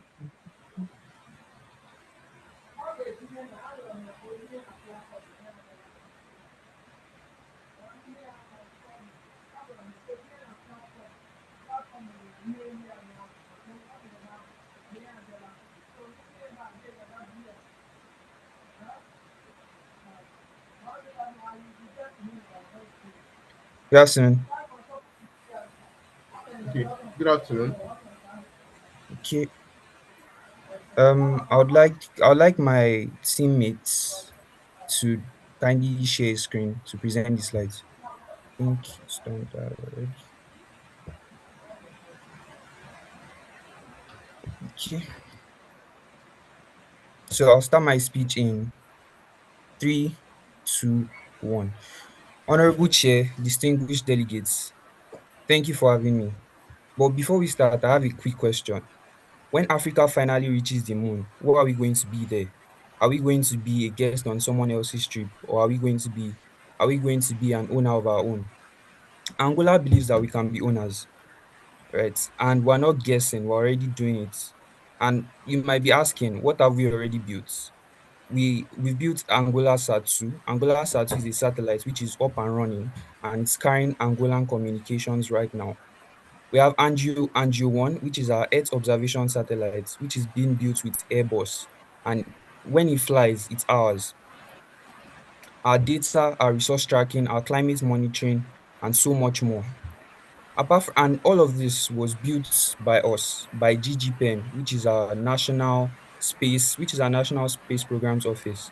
And we're already sharing the benefits with Infrasat 2, which uses our satellite to not only connect our country, which is Angola, but also other countries but also other countries. This year, we also hosted the new Africa Conference, bringing NASA, the ESA, European Space Agency, and other space agencies alongside in the same room with other African leaders. This point isn't to brag. Rather, the point is this: owning our future and working with outside partners are not opposites. Angola is actually proof that we can work together. Angola is one of the only 5 African nations with a real moon program, having signed the Artemis Accords, alongside Nigeria and Rwanda. This parliament has 3 models on the table. Angola turns down all three. The 3 models being: the first one is pure private control. We turned this down because we've lived that story already. Without state rules, private companies keep the tech, the data, and ultimately the profits. And that's not a partnership, that's just the same old patterns waiting to happen, but just in a different location, which is space. Pure state control through the AU alone. If we're being honest, in 2024, the African Space Agency was promised to be 90% ready to run, but yet it's still moving too slowly for projects to get built. AU budgets alone cannot cover the funds that these missions would require, which are millions, if not billions of dollars. And the cooperative Ubuntu Chama model, if we're being honest, we're not going to be able to use that, but we're going to incorporate it and we're going to improve it. Chamas are powerful, no doubt, but they usually handle less than $1 million a year. It's not going to be feasible and trying to build an operative model based on the Ubuntu Chama model alone. But as a value, we're not going to throw Ubuntu out one bit. Ubuntu isn't how we pay for the mission, but it's definitely going to be a part in how we get there. So what exactly is our plan? How do we plan on getting there? We're going to incorporate these 3 levels into one system. So at the top, what we're getting to is that at the top, the African Union and the African Space Agency set the common rules. They set the common rules for extraction, they set the common rules for the spectrum, they set the common rules for the environment. And they run a shared trust so that every single country benefits from this setup. And at the country level, what happens is that the states will keep ownership of their own gear, their satellites, their data, their ground stations. Everything is going to be owned by the country, protected by the Article 20 of the African Union's founding treaty. The states will license private companies to work with them, and those licenses have to come with real conditions. These conditions being that they have to share their technology and they also have to train our people, and they also have to hire locally, or else it comes with real consequences, which is the fact that they lose their licenses. But you might be thinking, why would a company rather even need our permission? But the country definitely needs our permission because 2 reasons. First, under the international space law, a country is responsible for whatever its companies rather do in space. So they have both the right and the duty to watch over that activity. Secondly, our license is actually our leverage. Our license is our leverage because a company worth more than our national budget, to be honest, won't just want to play fair just to be nice. They want to play fair because like our license is the only reason they have a place to be there in the first place. But also at the outside level, we believe that private and international partners bring money and know-how. This should not be feared, but rather it should be welcomed. This isn't actually theory or something that we're putting out of thin air. We've seen it work already with Airbus, we've seen it work with NASA. So the whole idea is that we don't protect our sovereignty by shutting the door, but we actually protect it by deciding who gets to walk through the door and how it happens. And we already we can see that the law already backs us up on this. We have the African Union's founding treaty, we have the African Space Policy, the African Space Agency's own charter, and the Agenda 2063's call for good governance.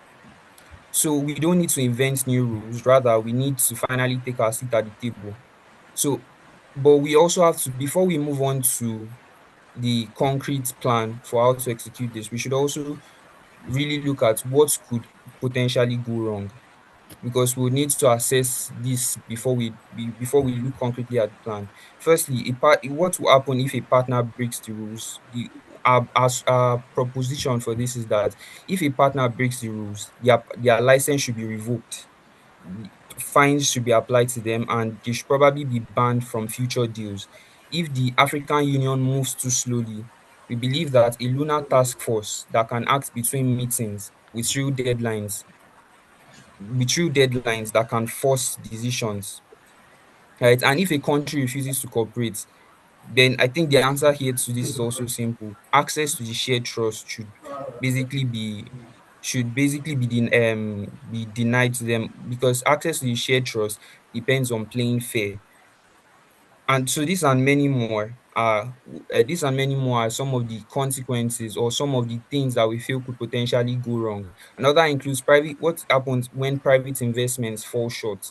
Right? When private investments fall short, which we know definitely could happen, especially in our climb here. The African Union should negotiate together with international investors, offering something that they actually want, which is clear and stable rules. So now moving on to the timeline of what we believe, You have of two what we minutes would more. like to happen.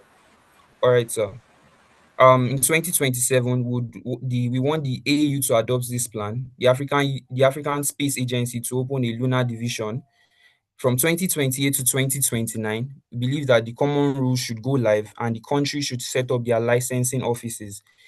And the trust is created. 2030 to 2031, the real partnership deals should get signed and training programs start producing engineers. By 2032, the African-led moon activity begins and the trust starts paying out. So that is our timeline for the next 5 years. So what essentially are we asking for?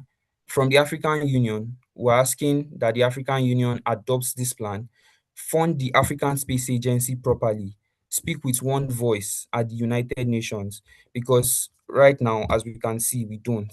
From every African state, we want every African state to emulate Angola, to build the way Angola builds, satellites first, skills second, and us standing third. We don't need to retreat, but rather we need to regulate.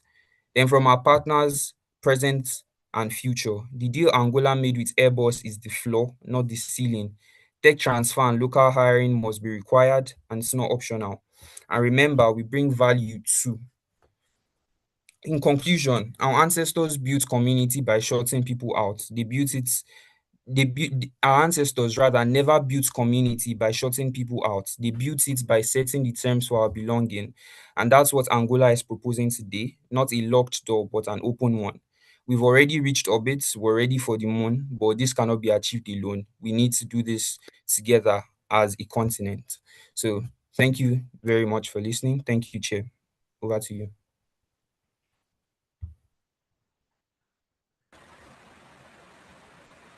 Thank you very much, Angola, for that wonderful presentation.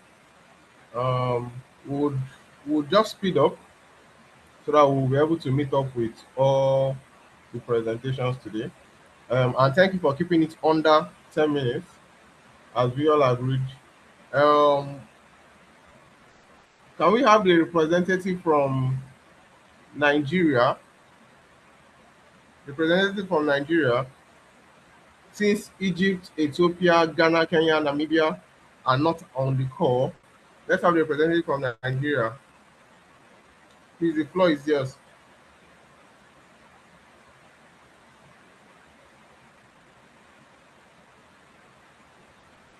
Okay, can you hear me? Good afternoon. Yes, we can hear you. Please turn on your camera.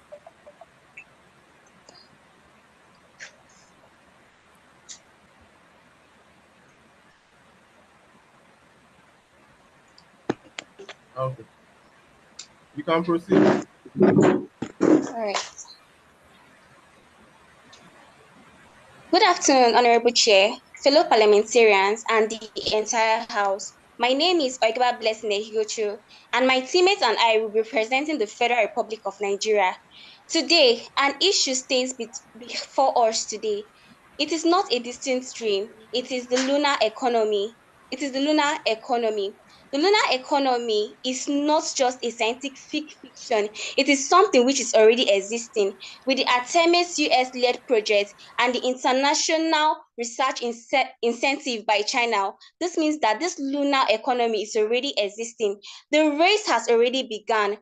The question is not whether or not the lunar economy exists. It already exists. The question is, will Africa participate in building the lunar economy? Are we just going to stay as backsiders watching the lunar economy build, or are we going to actively participate? As representative of Nigeria, we are saying that Africa cannot afford to be left behind.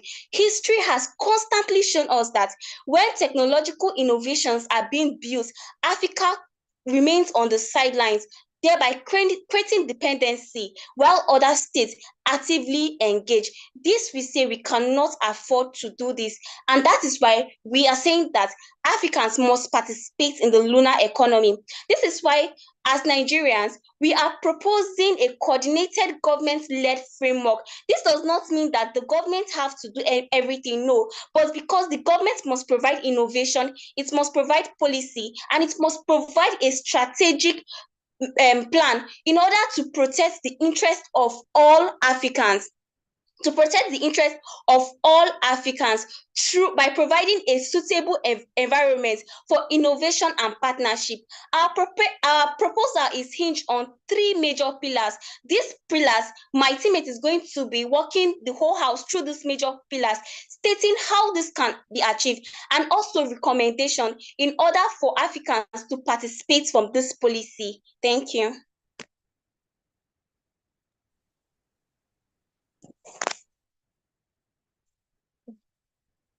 I'll be proceeding with what the first speaker said. Good day, Honorable Chair, my fellow parliamentarians, and distinguished African leaders in the House. My name is Ngba Irina Heming, and my role here today is simple: to build on the foundation the first speaker already laid. And as we are representing the Federal Republic of Nigeria, our entire proposal is summarized thus: that Africa must not miss the next global revolution that is about to happen. And that is why we are proposing a state-led action, which is the best way to ensure that Africans benefit from this all. Here is the hook, and this is what we should do. Every era had an opportunity where development was made. Oceans connected empires before. Industrial revolution created wealth and massive wealth for a lot of people. And now the digital technology is creating global influence around the world. The next frontier is the moon. Just as previous generations benefited from this revolution, our generation faces an opportunity through which space and lunar development is about to happen. Here's the problem. As already established by the lead speaker, the race of the lunar economy has already begun. The United States of America has Artemis. China has its lunar research station, and companies are already investing billions in this lunar economy. Now, the real question is this: has often arrived late at the table, and so we cannot afford to miss this opportunity. And this is why we propose a state-led proposal. If Africa leaves everything to foreign countries and corporations, Africa may once again provide resources while these foreign investments benefit from this profit. Think of crude oil in Nigeria, one of our resource courses. Nigeria has crude oil, yet many countries, even more, are benefiting from the refining process, while us, the owners, are not benefiting from this. We will not want a repeat of this on the next frontier, which is the moon. And this is why we propose a state-led project. And I'll be talking on the three interconnected pillars, which include strategic sovereignty, industrial tech development, and a scientific and human capital advancement. On our first pillar, I summarize it as African unity. One African country alone is not enough, it is weak. But a united Africa is stronger. And this is why space governance is like international trade. A single country negotiates with limited influence. 54 countries together, speaking together, is the powerhouse. Nigeria therefore proposes the use of the African Union and the African Space Agency to coordinate the African's lunar policies. On our second pillar, building technology. Distinguished delegates in the House, the real issue is not our resources. The real issue is technology. Countries that control technology are the future. Therefore, Nigeria proposes that Africa should invest in artificial intelligence, robotic, satellite systems, aerospace, manufacturing, and even quantum technologies. Now, the next question on our minds is why is the state-led government, right? And that is why we strongly believe that because of major investments that were made by the states, examples which include internet, aviation, and even space exploration, technology creates power. Nigerians' own experience demonstrates this ambitious cohesion through the importation of NASDA, National Space Research Development Agency, and satellite programs such as the Nigerian Sat-1, Nigerian Sat-2, the Nigerian Satcom, and even the Nigerian Satcom 1R. Africa demonstrates that it has the foundational capacity to participate meaningfully. On our third and last pillar, the development of personnel, distinguished parliamentarians and delegates in the House, people are more important than machine. You all will agree with me. Yes. The greatest resources is not the moon, it is the human mind. And this is why Nigeria proposes a creation of an African Lunar Research Center where we will train engineers who will advance our system, we will train scientists who will advance discoveries, we will train leaders who will create space governance framework, we will train entrepreneurs who will develop idea is synonymous to brains before rockets. However, how do we pay for all these proposals that we have enlisted? It is true that dream needs money. And so Nigeria proposes an African Lunar Development Fund jointly financed by all member states. It will fund scholarships, infrastructures, trainings, research, and even innovations. Remember, no investment equals no progress. On the role of our governance, development alone. We need transparency, accountability, sustainability, and a fair share of benefits. We seek to grow responsibly. It is one of the notes we profess few recommendations. Here are the recommendations. One, set up a committee. Create an African Union strategic committee to produce a roadmap for indulging in this innovation, which could range from the period of 3 years. We also have to be united. Secondly, we have to be united. All Africans must adopt an African position on lunar governance before external frameworks are made and Africa is excluded. Thirdly, scholarships should be given so that more experts in the future will be made. Fourthly, a transfer of technological know-how to ensure that foreign partnership teach Africans the skill, and also building of global hubs in Africa to create a center of excellence. Honorable Chair, distinguished delegates in the House, distinguished African leaders, the lunar economy is not fundamentally about the moon. It is about power, it is about knowledge, it is about technology. The moon is not simply a destination, it is a test. A test of our foresight, a test of our ambition, a test of our unity, and a test of our resolve. Let us choose strategic unity over fragmentation, 2 more minutes. technological leadership over dependency, innovation over complacency. And this is why we said that the Federal Republic of Nigeria are ready to lead this journey. Thank you. Okay. Please let's give her a round of applause. Thank you for keeping it under 2 minutes too. Um, so we're proceeding with the next state on the list. Proceeding with the next state on the list. Please, do we have the delegate from Rwanda? Delegate Yes, for sir. Rwanda. Yes, sir. We are here, sir. Okay, please, the floor is yours. You have 10 minutes. All right, sir. All right, good morning, sir. My name is Habibulai Raji, representing Rwanda from the Federal University of Technology, Mina. So I'd like to call on my partner to take over the presentation. Please. Please turn on your camera. All right.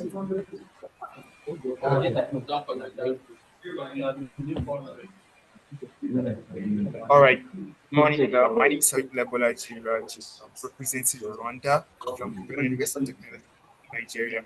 So I'd like to call on my partner to take over the presentation.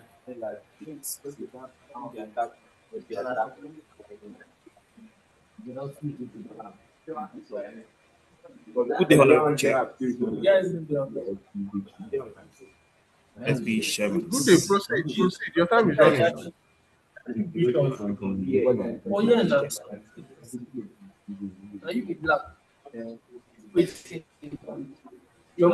We can hear you.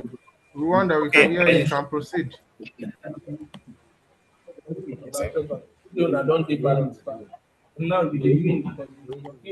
All right. So, good day, Honorable Chair. Honorable Justice Panel. I am Olori Nelson. Federal University of So, today, we're here to answer the question.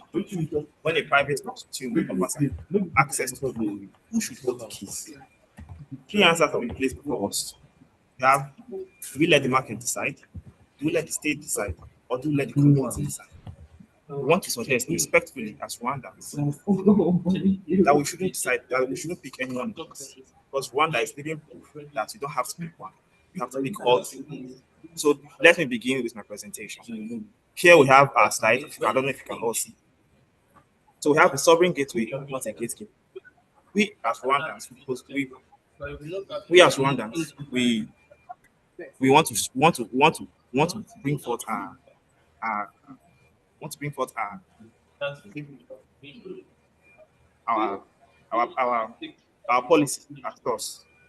Like I said before, do we let the market decide? Do we let the state decide? Or do we let the community decide which is the cooperative? Like I said again, we are not letting anyone decide and bringing all three together. So here is my main aim. So as Rwanda, for the Rwanda agency, the Rwanda Space Agency was established in May 2020 under the Ministry of Information and Communications Technology, which reports directly to the president. So this shows that anything that happens in the country under the space agencies must go through the state administration. So we are here now. We are presenting a community, a state-led community, a state-led process on state-led process. Sorry.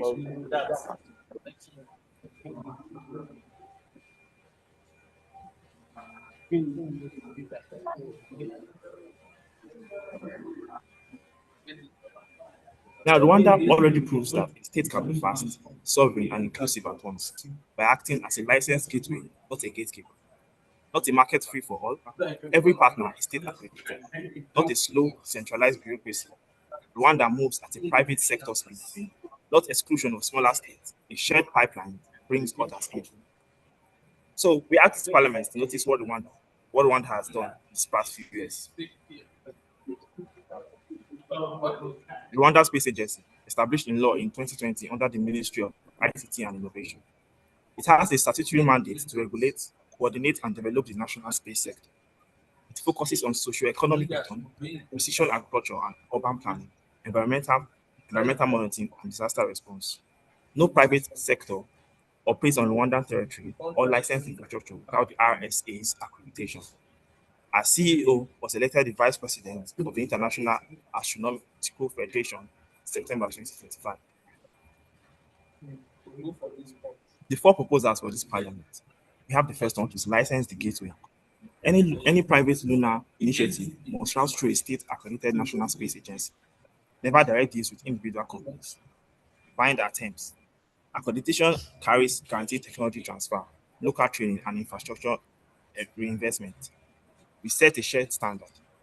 AU develops a continental accreditation standard modeled on Rwanda's Tier 3 certification. Fund our pipeline, a shared capacity building fund paid for by private partnership fees, brings in state without existing infrastructure.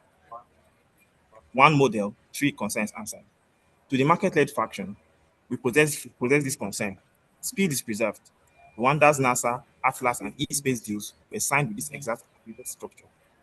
The problem of slow bureaucratic process has been abolished with this straight speed incentivized standard. Then we'll go to the state-led faction. Sovereignty is strengthened. No private actor operates without state accreditation, with slow centralized bureaucracy required. To the cooperative, which is the community-led, inclusion is delivered. A shared free-funded training pipeline brings in states without infrastructure. No new financial system is needed. From proof of concept to conceptual standard. Our framework is feasible within 5 years. For the first year, we recognize the accreditations. The AU formally adopts the National Space Agency accreditation as the required channel, with the RSA as the founding reference point. We build our standard. AU and accredited agencies develop a shared technical, legal standard and launch capacity building pipelines. Then from the year 3 to the year 5, we widen the gateway. States without infrastructure achieve accreditation, broadening legitimate access points through the continent. We're not asking the parliament to imagine a fourth part. We're asking it to look towards the path that Rwanda have already built and widened the door. Rwanda has built this path, which involves all the cooperation of all three market-led factions, the market-led, state-led, and the community-led. We combine all these one to reimagine the future of African space agencies, African space movements.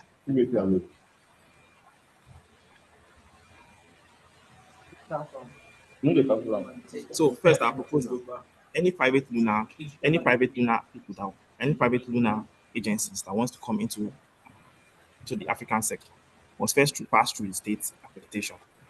The RSA serves as this pipeline and this gateway, whereby every private lunar business, every private lunar agencies, every private owned space agencies has to come through the space agencies, the state-owned agencies. They come through the space-owned agencies and they go through in our own terms.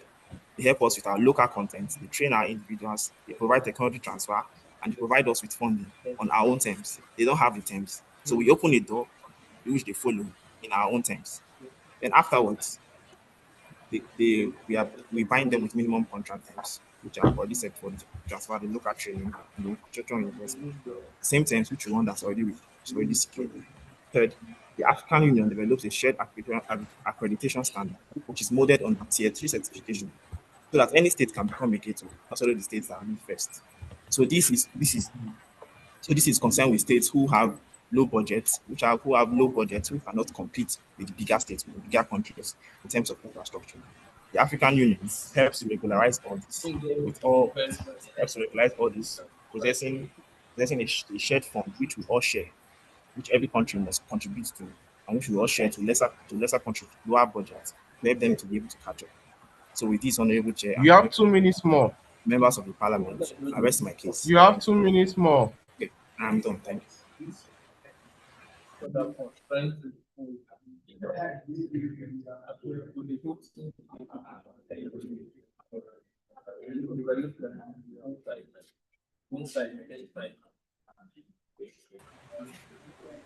I said you have 2 minutes. 2 minutes more.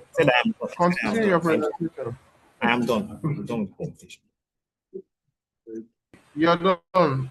Okay. Yes. Thank you very much, the delegate from Rwanda.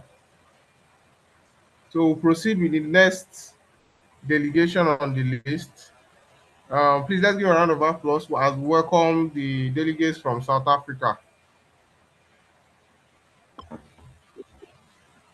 South Africa, you have the floor. Okay, thank you, Honorable Commissioner.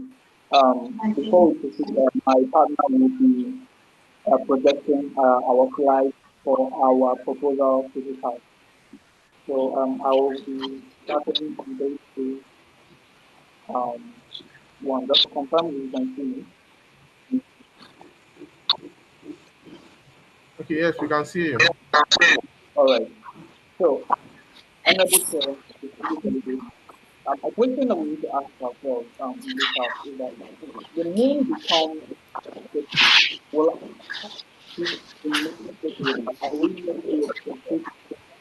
Africa actually have a space or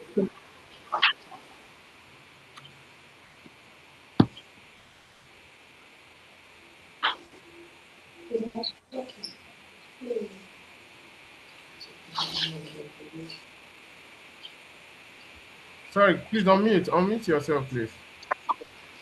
Okay, apologies. Okay. It's an important question I need to be asked.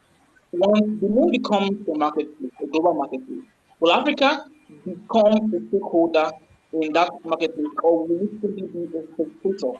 Will it be on the sidelines while the rest of the world moves forward? South Africa already has an established space program that performs with established space support alongside private sector involvement. Therefore, it is the position of South Africa that we reject all three positions and we present a new position, a regulated continental partnership framework that is not built on any of these individual positions, but is rather a combination of all three. We propose a system um, that is built on already works in Africa today, which is a regulated private sector anchored on state support while working alongside grassroots savings movement, as is practiced in our software movement here in South Africa. So South Africa is proposing a regulatory continental partnership framework that does not hinge on a market-led position, that does not hinge on a state policy position, and does not leave the contribution and future of the of Africa's state position to the citizens alone. And with this, I will be handing over to my partner to explain the three pillars of our regulated continental partnership framework and how it works.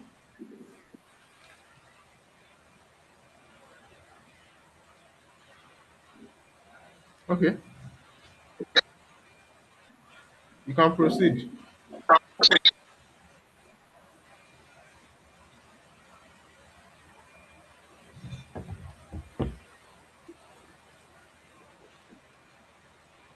Thank you. Having permission. Okay, so I will just proceed. So we have, I don't know if you can see our slide here, if that is being projected. We can't see the slides. If Okay. your partner is the one who is So, projecting, he should turn on his camera so that we can bring him up on stage. okay.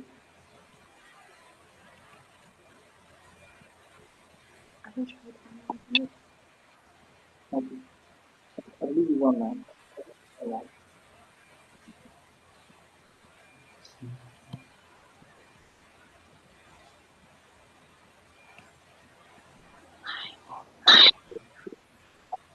Mr. Commissioner, this time lab we resulted for him because of a technical issue.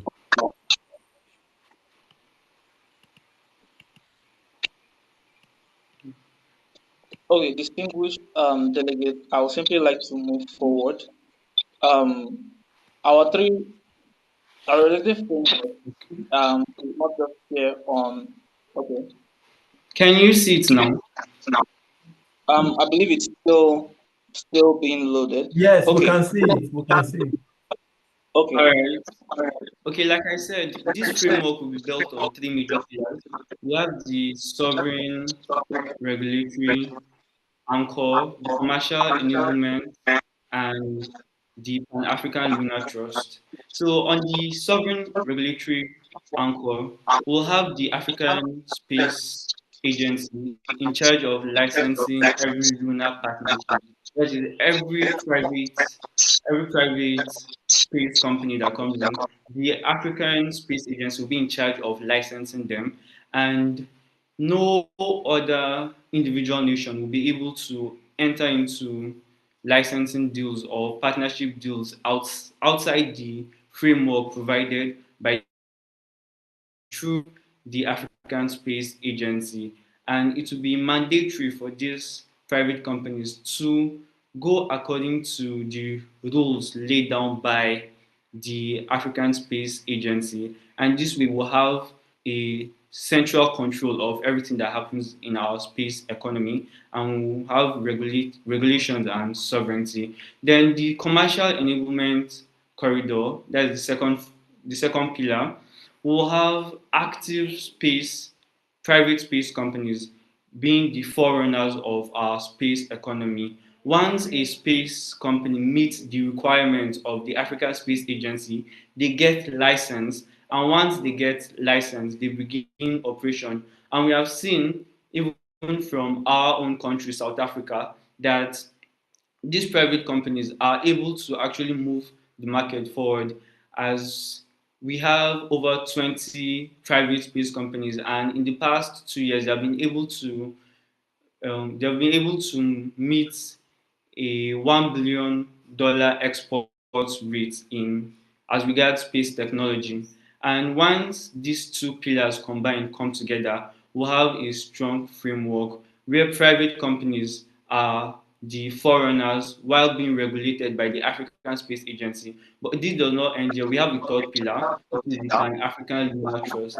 Here we are looking to involve the grassroots members, the common men, and have an inclusive system whereby everybody feels a part of it and don't just see it happening from afar. So this is being built according to the stock belt system of our country, South Africa, which is basically a trust fund whereby members who are interested contribute into this trust fund, and the money that is being gathered by all these members are now being invested into the private companies, and thereby the grassroots members feel and are actually involved in our space economy and are not just left out. So revising the three pillars, we will have sovereign regulations from the African Space Agency, we will have commercial enablement from the private companies, and we'll have grassroots inclusion. So we'll be moving to the next point on our table to see how this framework actually works, and my partner will be taking over from here.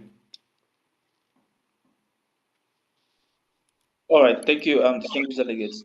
So we'll be looking at the how the system will work.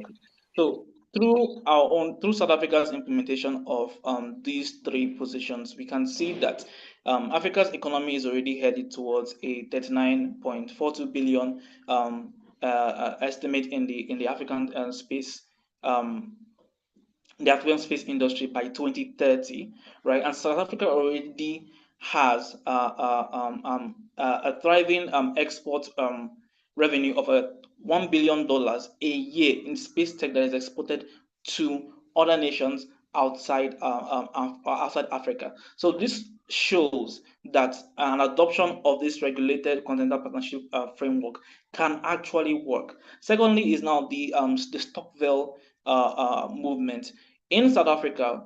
When where every member is made as a participant and has a stake in South Africa's space industry, we can see that this contribution has generated a whopping 550 billion rand added to South Africa's space revenue. So we can see that adopting these three pillars, adopting these three positions into a state anchored program with a private sector alongside with the citizens also supporting can actually work.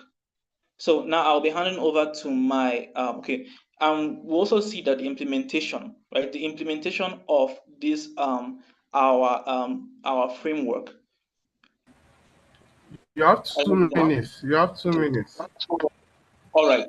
So the implementation of this our framework. Mr. Commissioner, please, did you factor in the technical challenges? Mr. Commissioner. Okay, please, we'll give them an additional 1 minute. We'll give them an additional 1 minute. So they have 3 minutes. Thank you, Mr. Commissioner. So the implementation roadmap of this our framework is for the first 6 months of implementation, the African Space Agency will establish offices around states that are on board with this program.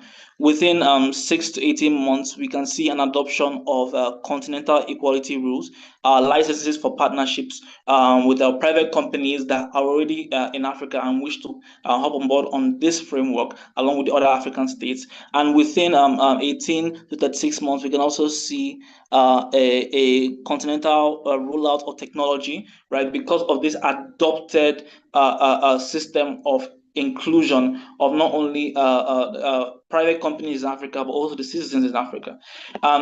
To move forward, I would like to hand over to my partner to explain why this works.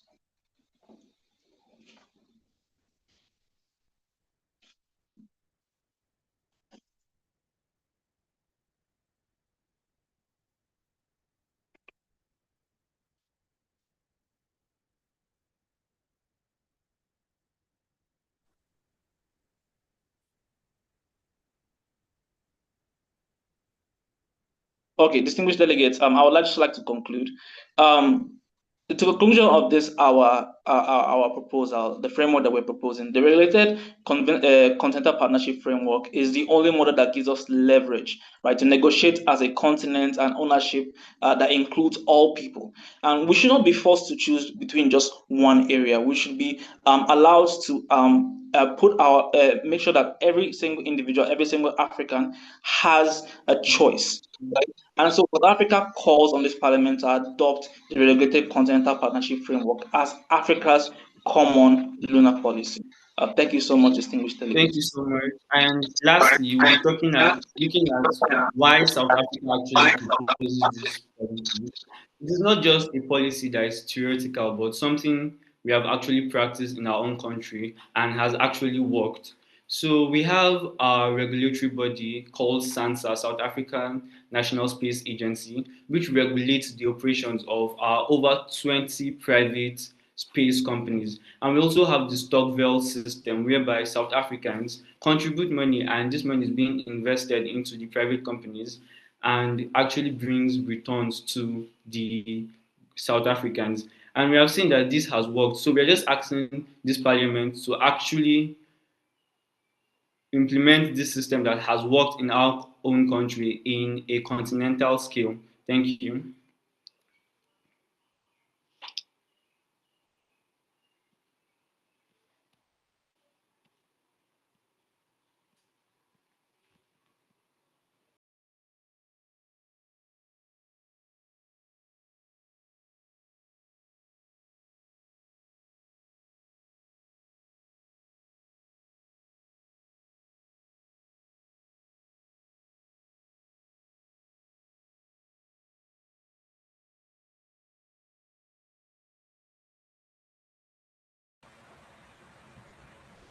Okay, I think that should be enough grace.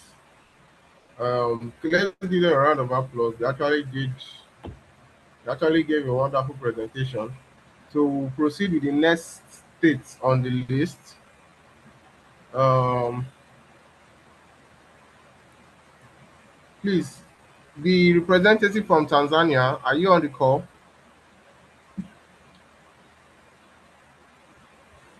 There is somebody in the attendee trying to move over from Tanzania. Tanzania is on the call. Okay, please, you can proceed. The floor is yours. Thank you very much. My co-delegate, Mumeja Anita, has joined. She's having some network challenges, but I believe by the time I'm done with presenting mine, she should have overcome. Please confirm if you can hear me. Yes, we hear you. Yes, we can hear you. Proceed. Thank you very much. Honorable Chairperson, distinguished members of the Africa Parliament of Future, esteemed judges and fellow delegates, I'm Ungana Manasseh, delegation from Tanzania. The delegation of the United Republic of Tanzania is deeply honored to present its policy. The title of our policy is the Africa Lunar Cooperative for Commercial Development and Equitable Resource Governance Initiative. The Republic of Tanzania, as well as this General Assembly, is not unmindful of the fact that there is an increase in the presence of commercial activities on the lunar space. It is against this backdrop that our policy is built on one simple conviction, which is Africa must not arrive late to the lunar economy in the same way it arrived late to previous industrial revolution. The details of our proposal are contained in our preamble and the policy objective of our written policy. It's so unfortunate that my co-delegate, Mumeja Anita, is unable to share the slides, but we'll proceed while we drop our policy, our written policy in the general group. Now, Honorable Chair, as we do know from history, technological revolution has reshaped global powers. For instance, industrial revolution transformed manufacturing. The digital revolution transformed information, artificial intelligence, which is also an area of increased concern, transform decision making. Today, humanity stands at the beginning of another transformation, which is commercial development of the moon. As highlighted before this General Assembly, private investment in lunar exploration is expanding rapidly, and African states have equally been invited to participate in commercial activities beyond Earth. The question before this parliament is therefore not whether Africa should participate. The real question that is posed before us is how should Africa participate? Should Africa enter this new frontier as fragmented individual states competing against one another? Assuredly, that's not the case. Should we surrender our future entirely to foreign cooperation? I believe that's not what we are in for. And the last question is, should we create a uniquely African model that combines commercial innovation with continental solidarity? I believe that answers the question for which we articulate the common interest of the African states. The delegation of Tanzania believe that Africa deserves a better answer. What therefore is our position? Honorable members, Tanzania does not believe that Africa should choose between complete government ownership and unrestricted private capitalism. Instead, we propose a uniquely African middle path. Our proposal is inspired by Tanzania's long-standing philosophy of Ujoma, not as an economic system of the past, but as a model principle of cooperation, shared opportunity, and collective prosperity.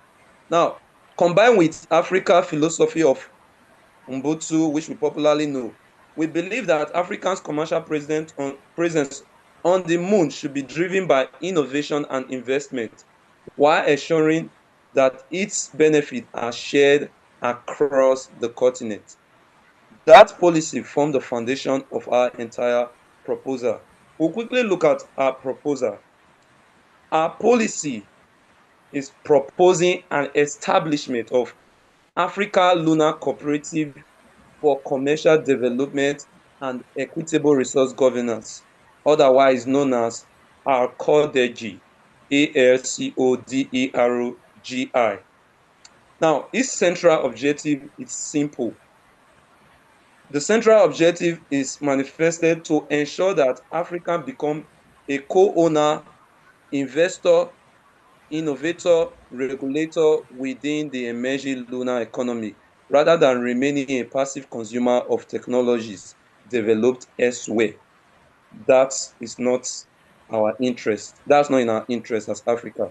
Now, to achieve this objective, our proposal is implemented through complementary continental framework, both of which are fully set out in our written policy.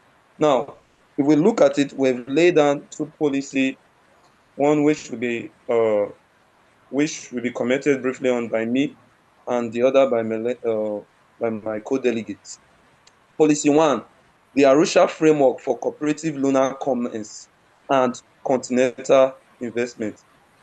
Honorable Chair, the first pillar of our proposal focus on commercial participation and investments. We are proposing the establishment of African Lunar Cooperative Authority. Now, the headquarters should be situated in Arusha, Tanzania, which will help to coordinate Africa commercial activities on the moon. Rather than allowing African countries to negotiate separately with powerful commercial actors, the authority will enable Africa to negotiate collectively, just like we are doing in this house, to regulate collectively, and also to invest collectively. Secondly, we are proposing the establishment of Africa Lunar Cooperative Investment. Now, unlike traditional investment model where ownership is concentrated among few corporations, our trust allow participation by African government, African university, African research institution, African pension funds, African financial institution, licensed African company. And it doesn't end there. Even ordinary African citizens through regulated digital investment platform can also participate. In this way, African commercial presence on the move become a truly continental enterprise. Now, we further propose the establishment of Africa Lunar Commercial Registry to register authorized African commercial operators and a harmonized licensing system to regulate commercial activities such as lunar exploration, infrastructural development, transportation, scientific research, and future manufacturing.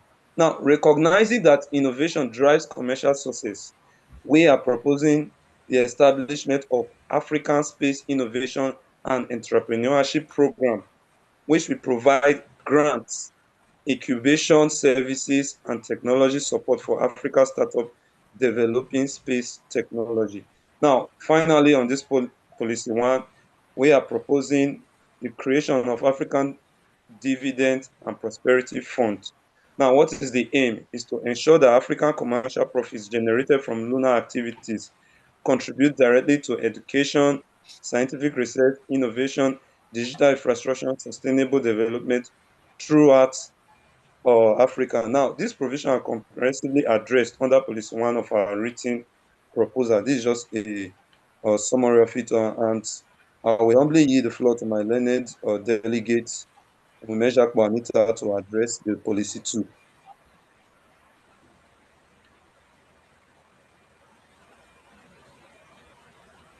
Okay, it appears she's still having some challenges as she's equally.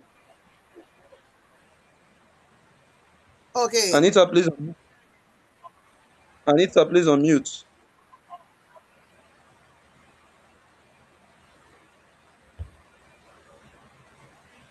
All right, for want of time, I will proceed to Policy 2. Okay, she's on stage now. Go ahead, Anita, please.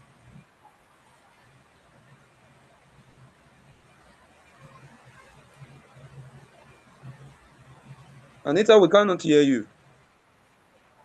Okay, I'll quickly proceed for want of time. Our second policy is heavily built on the Ubuntu framework, which will be responsible for lunar resource governance and sustainable commercial development. Honorable Chair, commercial success as we are heavily. Recognizing that commercial activities on the moon will be unsustainable without responsible governance, our second policy focuses on providing the legal and ethical framework that will guide commercial activities on. Firstly, we propose African shuttle on an African shuttle responsible lunar commerce. Now, this will provide principles and laws which will guide. Okay, I think it is best if we allow the first speaker to just do this because Anita, your system is very unstable. I think we should allow the first speaker from Tanzania to complete because you're going in and out and we can't hear you. So in the interest of excellence, just let him finish. Thank you. Thank you very much, Mr. Chair. In the interest of exigent demands, consequent support time factor, and network, I'll quickly proceed. Like as I've rightly highlighted, our second policy is heavily built on the Ubuntu framework, which will be responsible for lunar resource governance and sustainable commercial development. Honorable Chair, commercial success without responsible governance is unsustainable. Accordingly, our second policy established the ethical and legal framework that will guide Africa commercial activities beyond Earth. First, we propose an Africa Charter on responsible lunar commerce.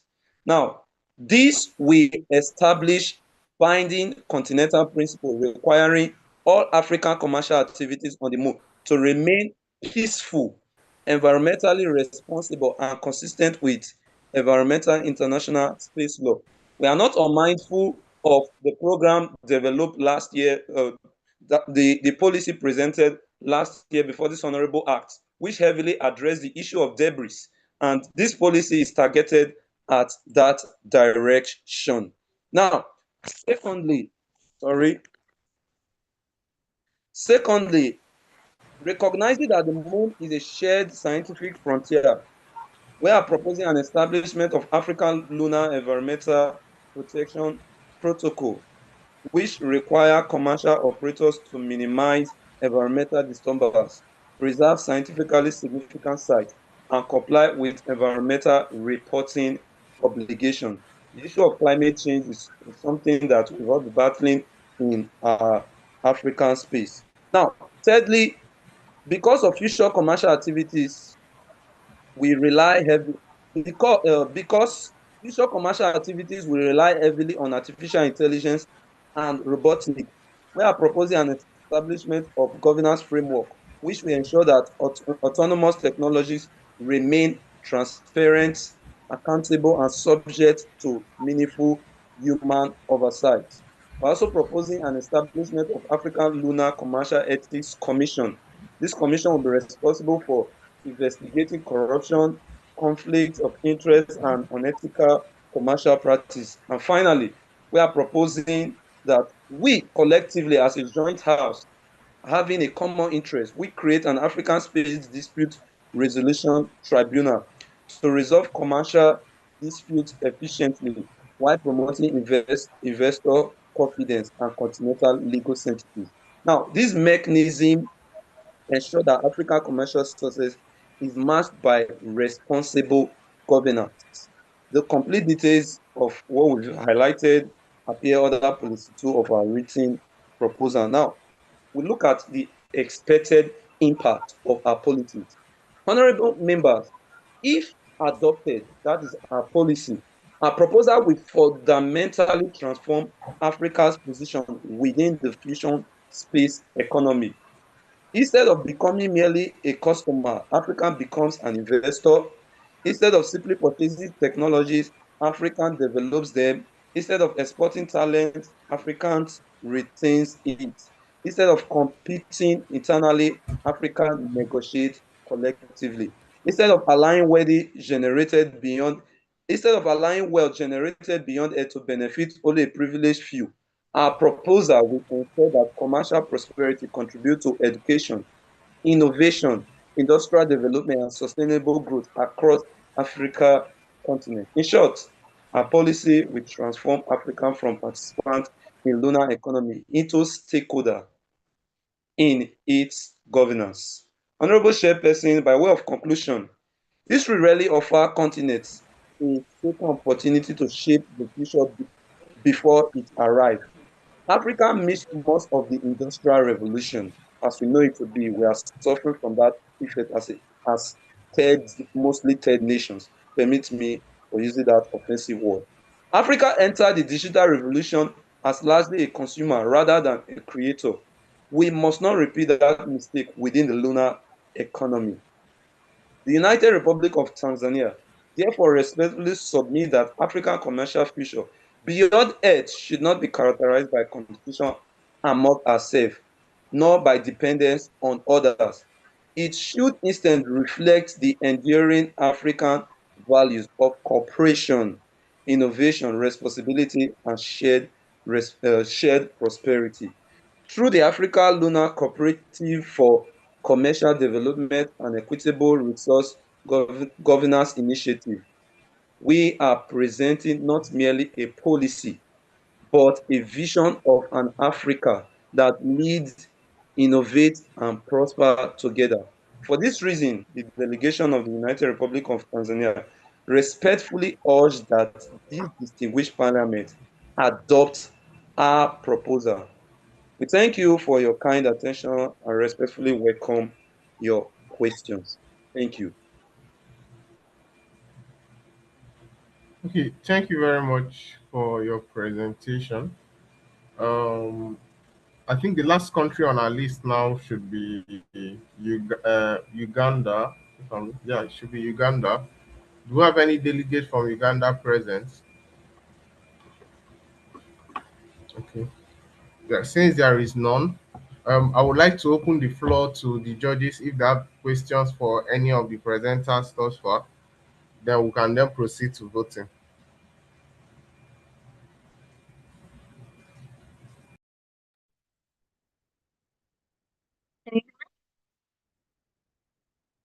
This is Bonnie Jenkins.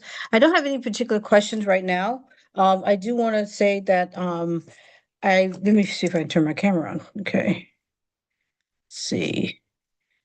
I very much appreciate all of the presentations.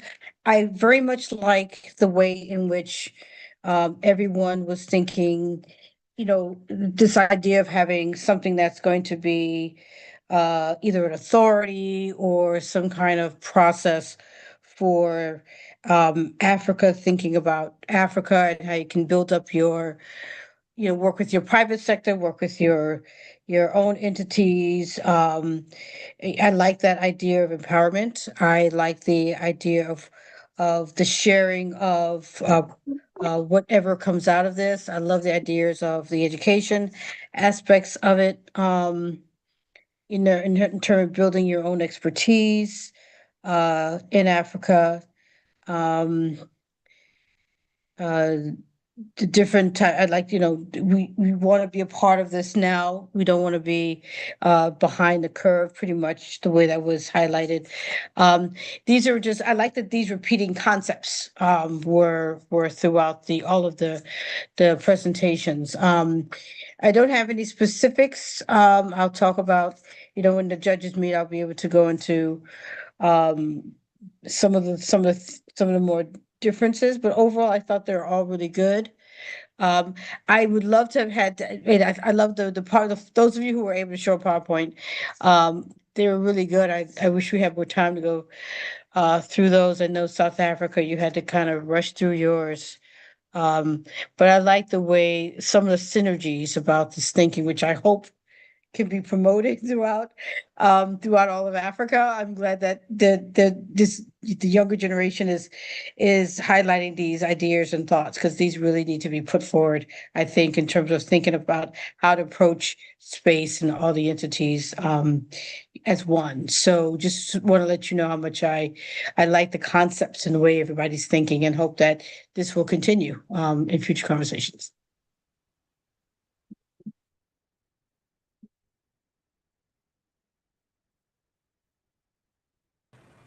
Okay, thank you very much for that wonderful submission.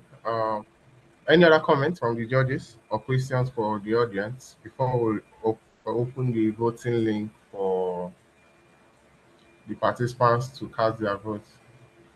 Yes, please. If I may, I would like for the delegation from South Africa to please make some comments.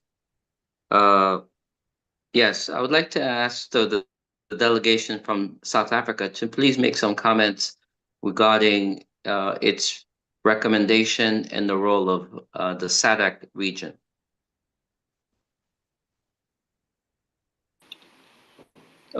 Sorry, the role of what region? The Southern Africa Development Community region, SADC.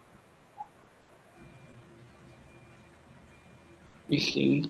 Thank West you so Ghana, much. Nigeria is in the ECOWAS region, the Economic Community for Western African States. South Africa is in the Southern Africa Development Community. Did you have a chance to look at that as part of your recommendation?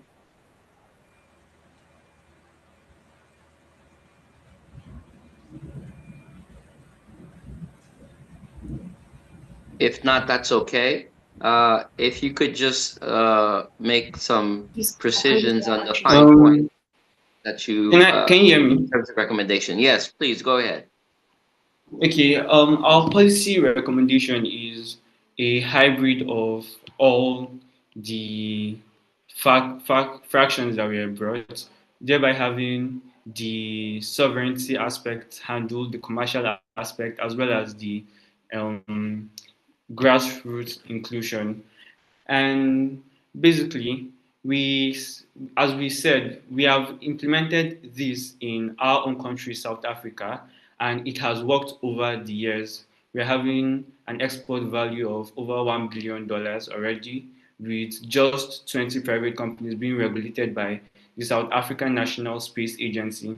So We are looking forward for this policy that is implemented in South Africa to be implemented in the rest of Africa continentally, with the African Union and the African Space Agency being the regulatory body. But we cannot just go into it having everybody join at once. So we are having members from each of the various African regions as the start point. Then as time goes on, we can move forward to wider inclusion of all African states.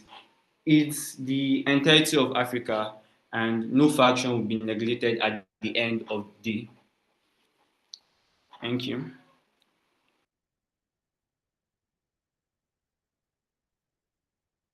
You are muted. Dr. Harris, you are muted. Yes, to the delegation of Rwanda, could you please make a brief summary? I had difficulty hearing your overall presentation. What is your vision of the Rwanda approach, and if there's any observations you could make with regards to the relationship with NASA today?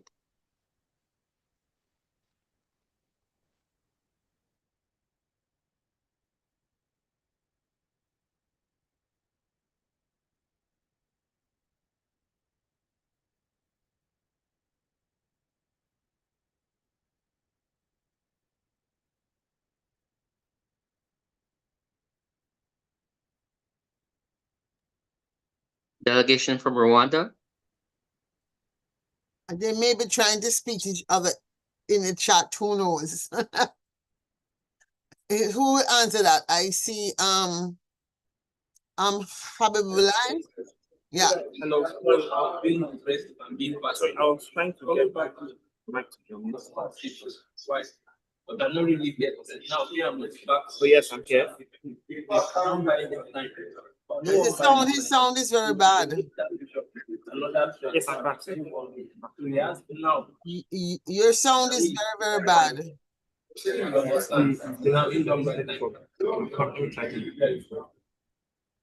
it better? Yeah, his sound is very bad. I still can't hear him. Yeah, they may be in a business center or a cafe or something. Okay. cafe, yeah, because there's a lot of other conversations going on. That was my challenge with the overall presentation. I really couldn't decipher who was the principal speaking and what their key message was.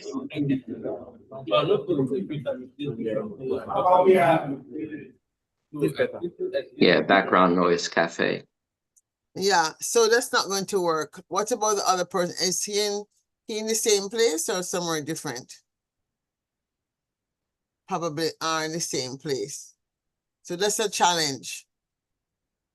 Right. Did they have a PowerPoint? So they were asked to submit a document, their policy paper. So I will forward the submission from all the teams to the judges immediately we are done with today's session. If possible, I really would prefer to receive it as part of the deliberation. I do not want the hard work of the team to be affected by the lack of connectivity or the challenge of connectivity at their respective locations. They may have had done just excellent work, but then due to technological challenges, we're not able to convey it. Although that's part of the overall process, and maybe the consensus process that they will undergo will allow us to see a final product or final resolution for us all to judge.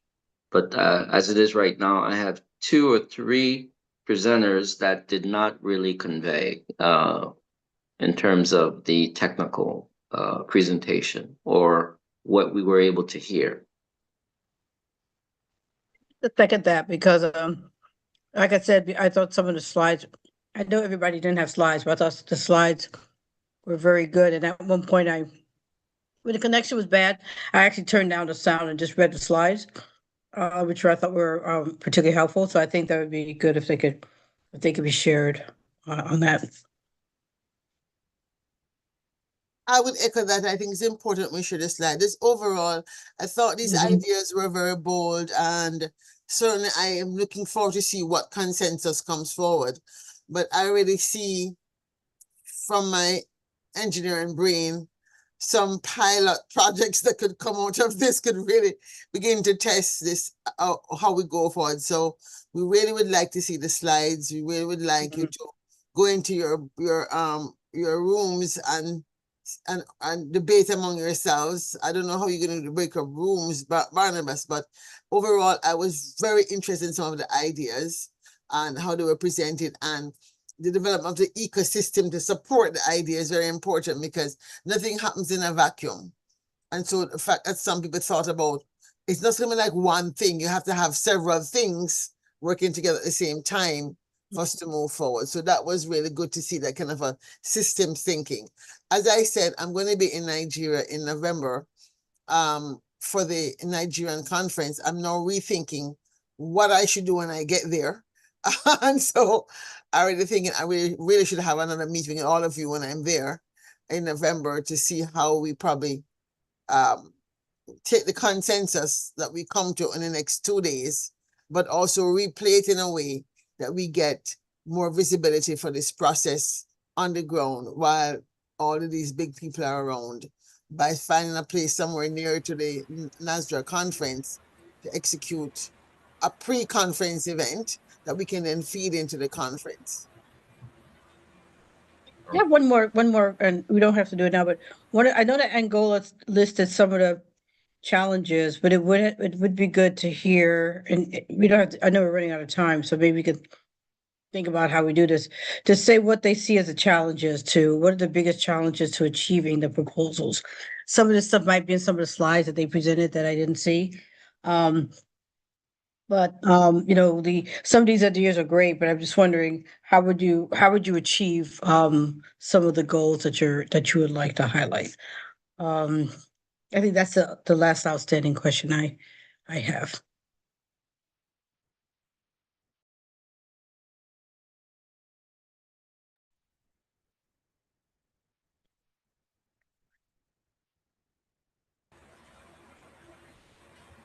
Simangula, are you on the call?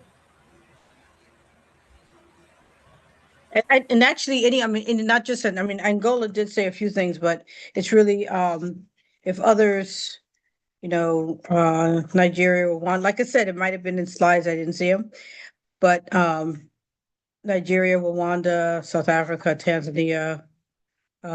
We don't have time, I guess, now to do that, but, it'd be good to hear, or some way to hear what they think the challenges, how they achieve the challenges, compressed challenges. So I guess the question for you, Claire, is is there time to do that now? Should we do that later, or what's the best process for it? Because I know we're running out of time. Running out of time in the sense that there's nothing after this. So the platform is available for as long as we need it. This is the only thing that we have today on this platform. So it depends on how Barnabas wants to use your time. I know you guys might have something else to do, but I think they have to now come to some consensus to pick what will go forward. So that process, I'm not totally familiar with how they do it. So we'll see. We'll hear from the commissioner. What's next? Okay. Yeah. So the meeting today is fixed from 12 to 3 p.m. and we are still within time. We still have an hour before we conclude. So the floor could actually be open at least 3 minutes per team to summarize their presentations as requested by Ambassador Jekyll. So please, we'll take it in the order of presentation. Angola. Maybe everyone could do like a minute. Just say, whoever the leaders for each group can say, how they would, what the challenges are, and they would get past them. Maybe just go through the list again. Might be quick as a suggestion.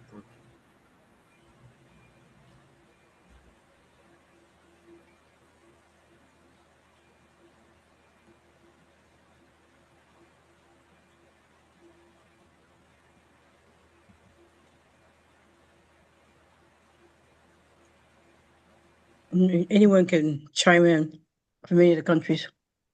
Any of the countries. So let me follow the order of presentation to be sure that they were all afforded the time to speak. I think Nigeria spoke after Angola.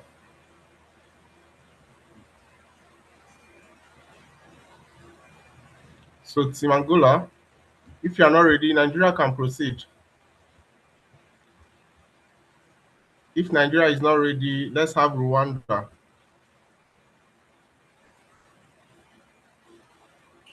Okay.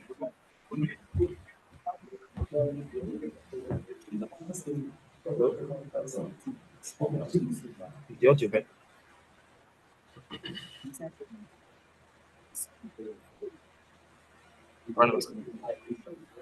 Who is speaking? Rwanda. Rwanda, okay. The Please audio turn back. on your camera so we can bring you up to the stage.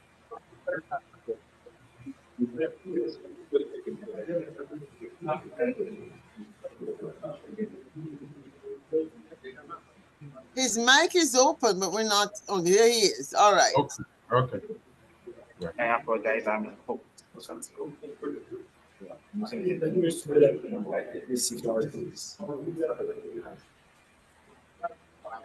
so should I Yeah, reshare you can screen? proceed. So I'm sorry so it said that we can't share when I ended earlier. I apologize for that. So let me reshare this.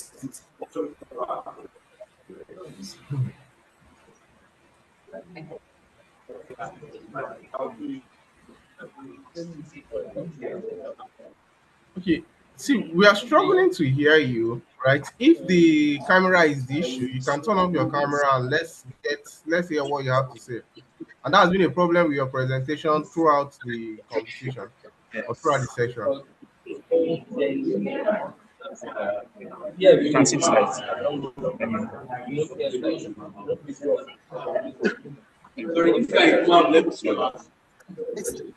This is not going to work. Do they have is the chat working there? Maybe they just put one or two points in the chat and just not I mean it may just Okay, not work. so Team Rwanda, the judge just suggested that you should make use of the chat. Write down your points on the chat, and then they can take cognizance of that. Please. So while they are that, is Team Angola ready to respond to the question?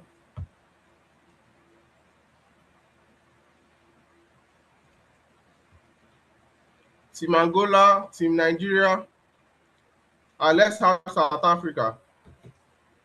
Okay. All right. Thank you so much.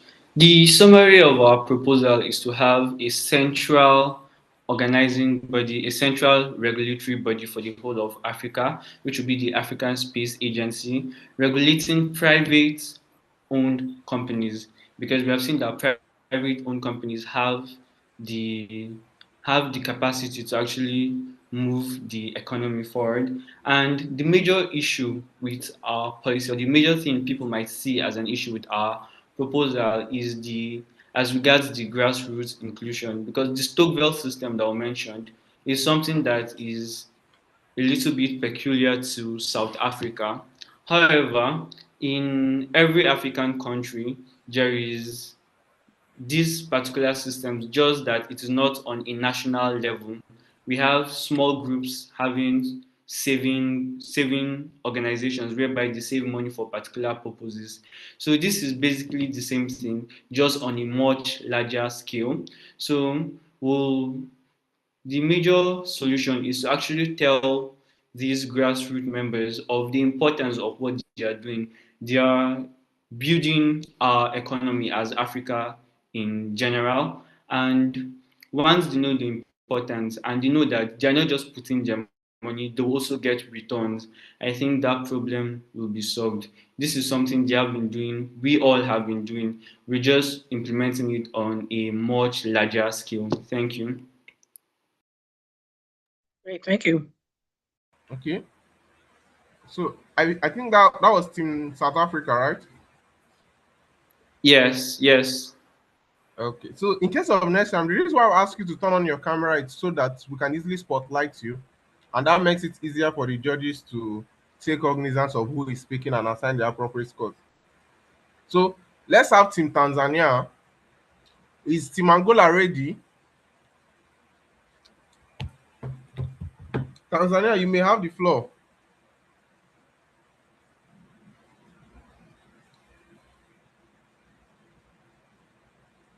Team Nigeria,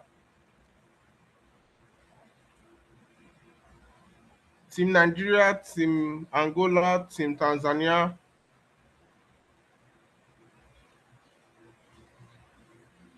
While we expect Rwanda to drop theirs on the comment section.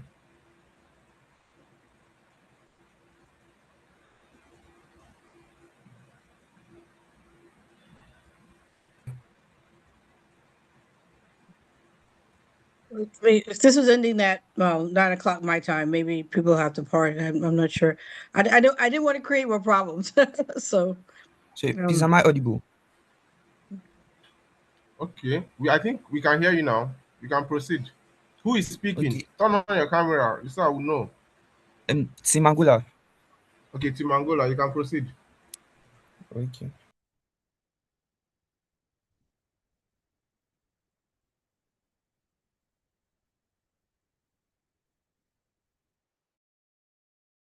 Okay, so I'm not sure if I heard the question correctly, but I believe some challenges or risks that could occur during the process could be the fact yes. that Mhm. considering like the nature of the African Union, it could be possible that the African Union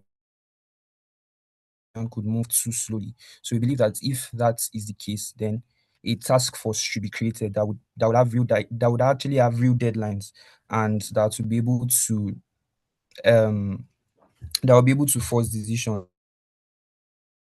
So that is what we believe should happen if the AU moves too slowly. And other things, maybe if a country refuses to cooperate, we believe that if a country refuses to cooperate, that the access to the shared trust, which we said would be available to the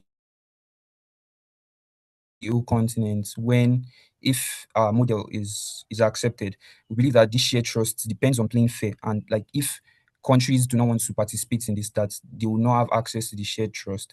And as well, if there's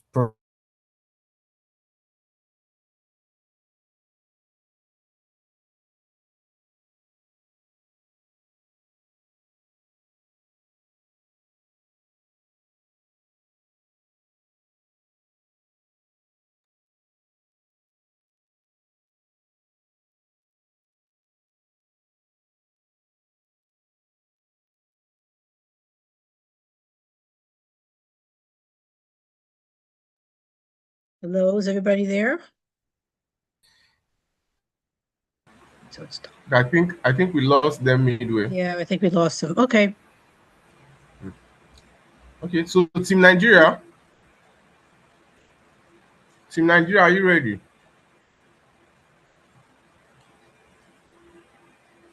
Yes, we are. Please, you have the floor.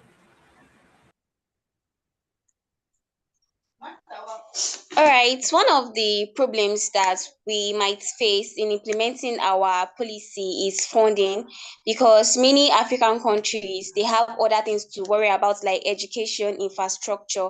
However, we suggest that when these problems arises, that is why from our presentation we made mention of partnerships with these African countries, and there will be an agreement whereby there will be a stipulated agreement in the amount of like the capacity in which each country can provide at that particular moment, so as to ensure inclusivity.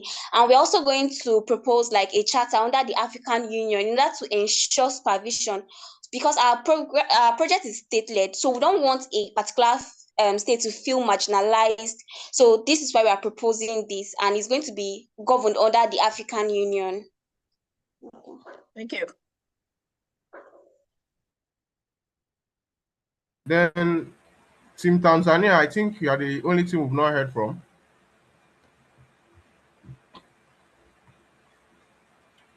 Tanzania, Team Tanzania, any representative?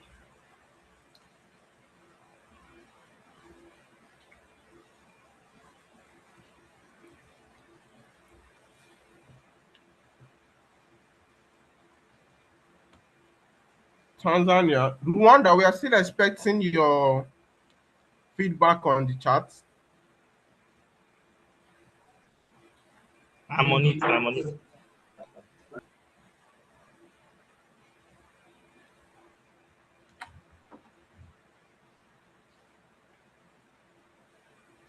Okay.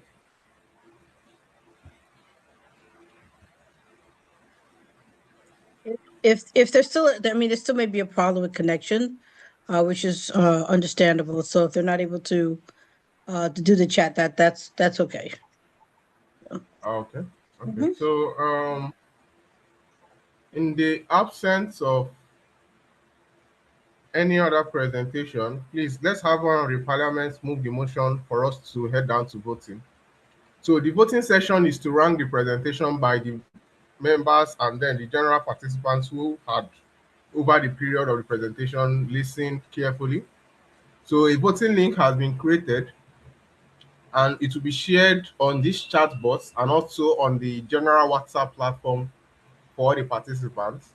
So you're expected to log in, input your email address and select at least 3 presentations that you believe were top notch from each and every single one of the participants. So at the end of the voting will take place for 10 minutes. At the end of the 10th minute, we'll display the final outcome of the vote. So the link is on the chat box and on the WhatsApp group. The link is on the chat box and on the WhatsApp group. So we expect the parliamentarians to log in and start voting. While they're on it, we are still expecting the participants from Rwanda and Tanzania to make their presentation while we await the outcome of the votes. Then any other team that has not sent in their policy paper should please send it on the general group. I see a couple of persons sending it to my personal DM. Please send it on the general group so your peers can actually see and review today ahead of the negotiation round tomorrow.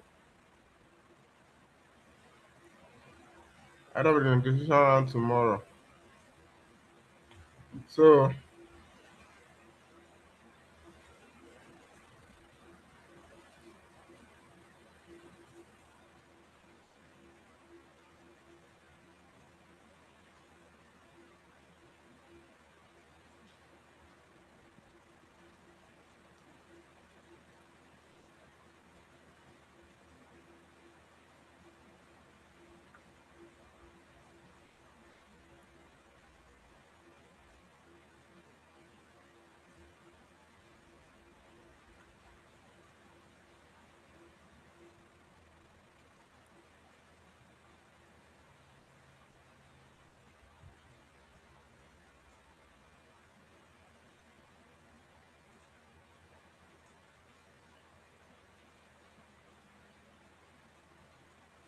So we'll give that 5 minutes, then we'll upload the outcome to the general floor.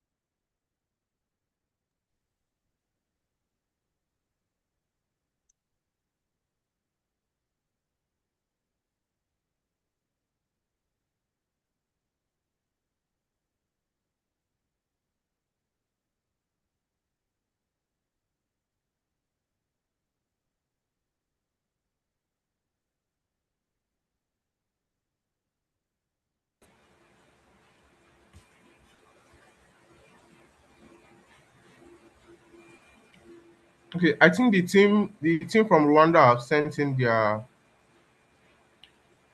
summary of their proposal on the chat box.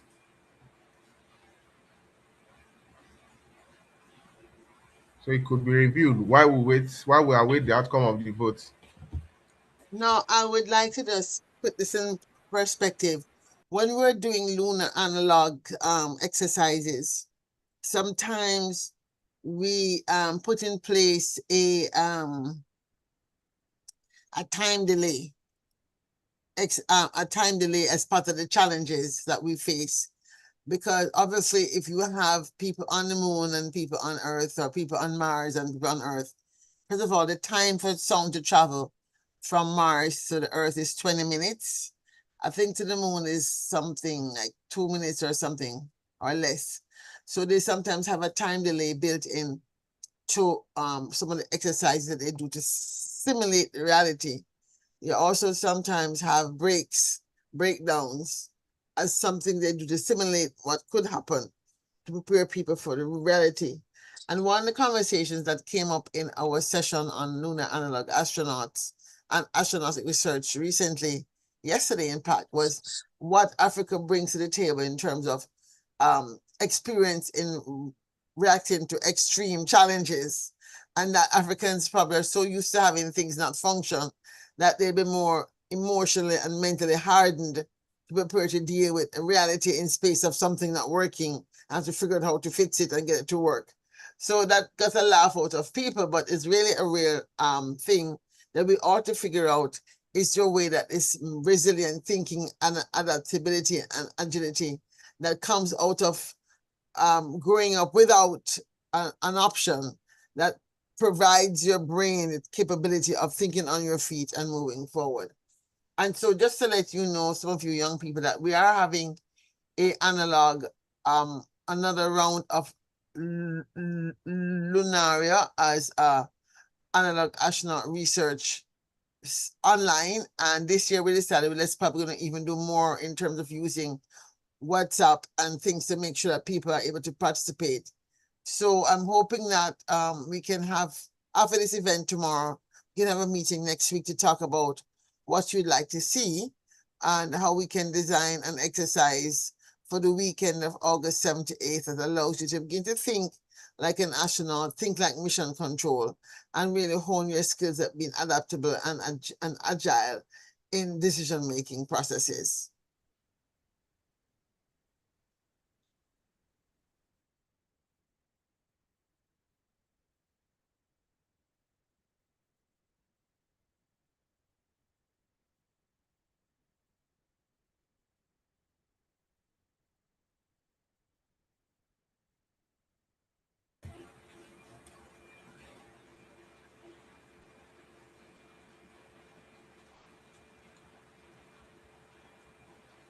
Okay, good day. Sorry, I was lost for a brief moment.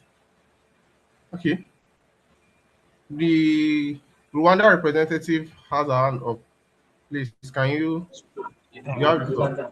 Sorry, I would like to take permission. The place is about to close now. So that The makes bus to catch. This huh? cafe is about to close from we have a bus to catch. So we'll be leaving the Oh, call a okay, little. okay, okay, okay. Okay, no problem, no problem. All right, thank you. All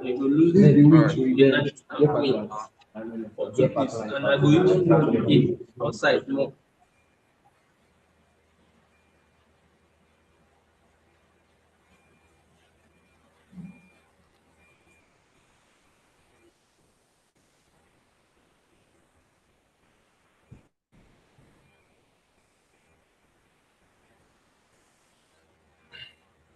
Minute.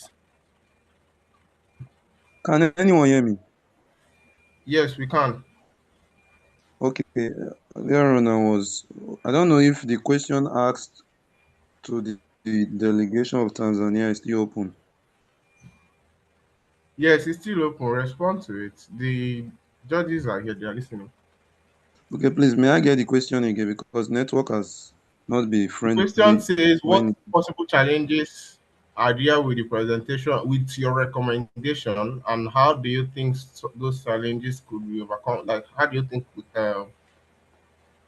one could All overcome right. those challenges? Yes. Thank you very much for the question. Now, with respect to that question, the delegation of Tanzania is equally concerned with respect to the challenges.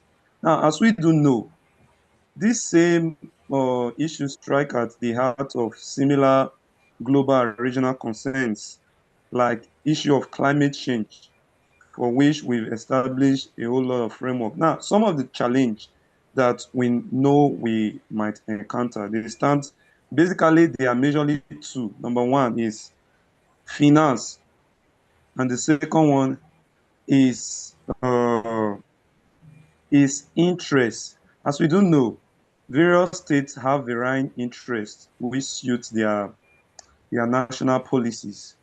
And the issue of finance. With respect to the issue of finance, we are proposing that there should be, this can be addressed through a joint fund which is funded on voluntary basis and set targets, just like Africa have, uh, uh, just like they have strategic targets towards 2032 with respect to climate change, of which they've established a compound fund to address issues like that. We can have a fund targets to address issues like this, and fund the trust properly put will be funded on membership voluntary basis, of which quota will be allocated, and incentives for meeting financial obligation can equally be given, because if incentive for meeting financial obligation is given, this might encourage a broader participation, because if we look at it, the whole thing boils down to Africa, because Africa, we will look at it, we are very, very backward with respect to all this technology. And like we did highlighted, that we cannot afford at this time to remain at the background. Now, with respect to interest, that issue has been well covered also, because if we should look at, if we should go with our varying position, divergence of interest, that will only do better than to bring us to the backyard. America, for instance, is comprised of the North and South America. These are various ethnic groups. And we look at two continents.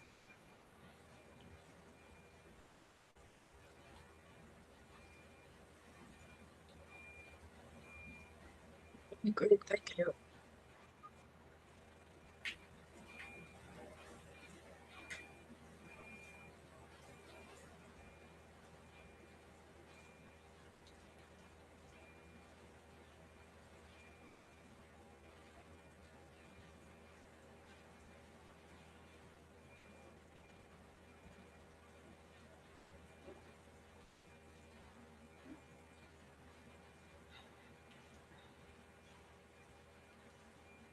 Okay, I think we lost them there.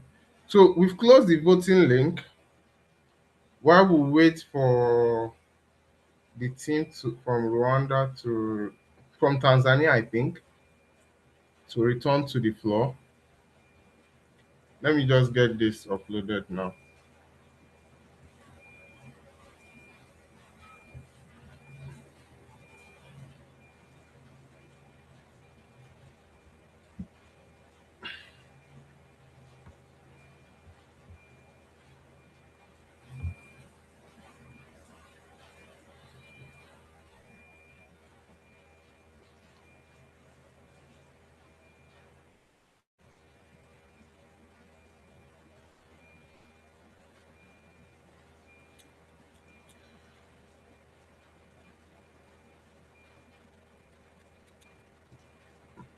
So it's been a very wonderful section, and I really appreciate the fact that most of the teams actually paid attention, followed up with corrections where necessary, and they presented those corrections. So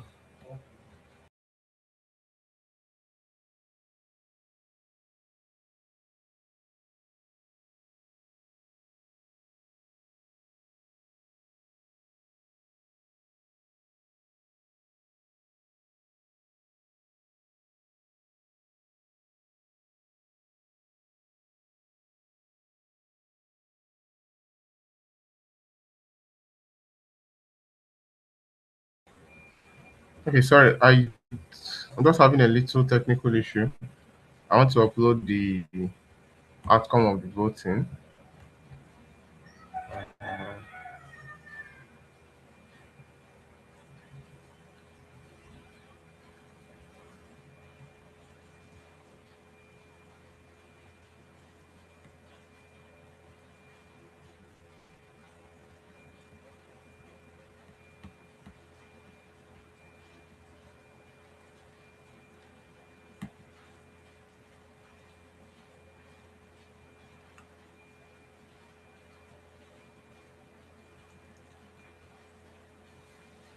Okay, I think we should be off now.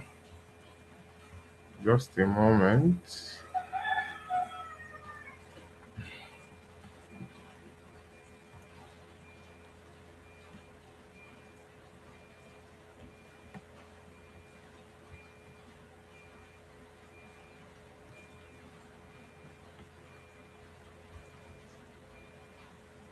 So from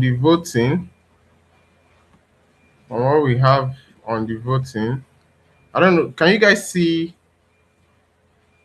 the chart? Please, someone should confirm Yes, that we it's can see it. visible to the Yeah. audience. So from the voting, the two policy position that will be advancing for the negotiation round tomorrow would be the presentation from Team South Africa, which we had 24 responses in total, right? And of the 24 responses, 19 supported their position, and they had about 79%, followed by Team Nigeria, the presentation from Team Nigeria, which had 66.7%, which is 16 votes from the 24 responses. Notable mentions were Tanzania and Angola. Tanzania had 45.8% with 11 responses, while Angola polled 41.7%. So on that note, the team from South Africa and the team from Nigeria would have to go back home and improve on their policy position with a view of convincing the other members of parliament tomorrow to adopt their stance as a consensus position of the African Parliament of the future. So tomorrow's session, everyone is still expected to attend tomorrow's session. We expect some teams to co-sponsor either of the two policy papers that will be available for the finals tomorrow. So basically, the deliberation of the House or of the general floor would dwell more on the content of the proposals from South Africa and Nigeria in tomorrow's presentation. So after that presentation, we'll have two breakout rooms, one led by South Africa and the other led by Nigeria. Each of the participants are expected to join in and negotiate out their inclusion of their viewpoints into the policies of either of those two nations. And they will now return back to the parliament and present an improved position to the general floor. While when they are done with that, then every other team would still have the floor open again for 3 minutes to state which of the two positions they would support as a consensus stance and why their states chose to adopt that particular position. So what we want to achieve here, we want to achieve a situation whereby you don't just tell us what you feel like, you also listen to what other persons have also presented. And at the end of the day, we arrive at a position where one of the teams come up top and will then advise the two finalists to merge their viewpoints and present it as the general consensus of the House. So I don't know if there is any question before we move the motion for adjournment. Yes, I would just like to say again, just to reiterate. So the purpose of this approach is to ensure. Are you hearing me?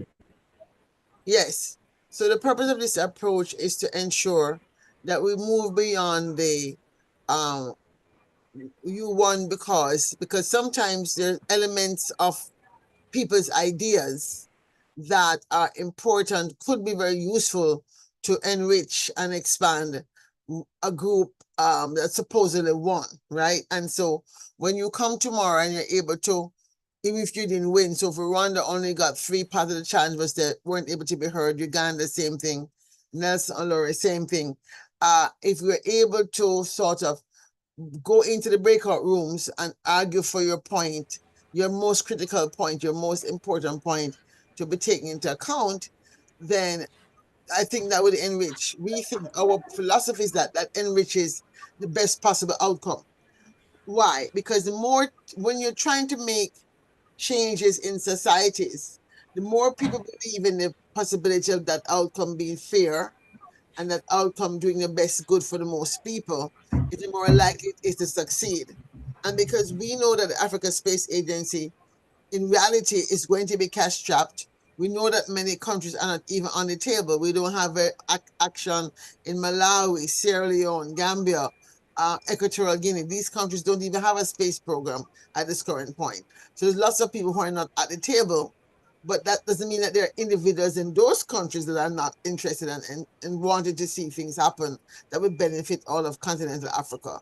So this process, apart from the actual findings, we want you to reflect on your process, because we're going to ask some of you to also contemplate writing a paper on the process.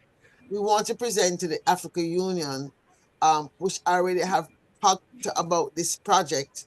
I want to be able to present to them not just the outcome document and say this person won, but we want, or this group won, because we're trying to avoid the use of the word won anyway.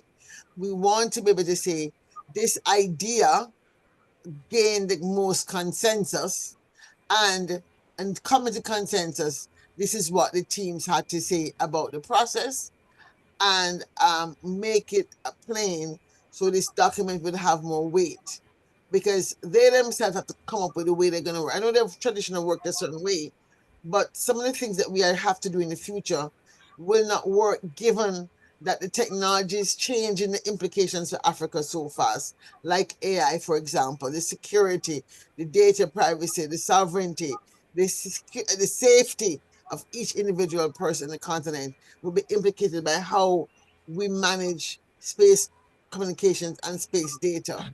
And so some of what you're doing, I think, are very important to capture in the process of how you come to this way of thinking and the process of how you come to this way of deciding. So we're looking forward for that in your conversations tomorrow. So tonight, I would suggest that some of you take some time, especially those of you who don't have to prepare to present tomorrow, take some time to think through the process of consensus building and African traditions that already exist and how they've worked, and also take some time to look at how traditional court systems, some countries, I think Nigeria has a very strong program where traditional kings, for example, can make certain decisions at certain levels. You want to look at those ways of working and juxtapose that against the Western to see what is good from that tradition that we should carry over into the future, and what it is we need to discard. Not everything from the past didn't work. So we want to suggest that you look at some of that documentation this evening, tonight, so tomorrow we can be enriched by those thoughts as well. Thank you.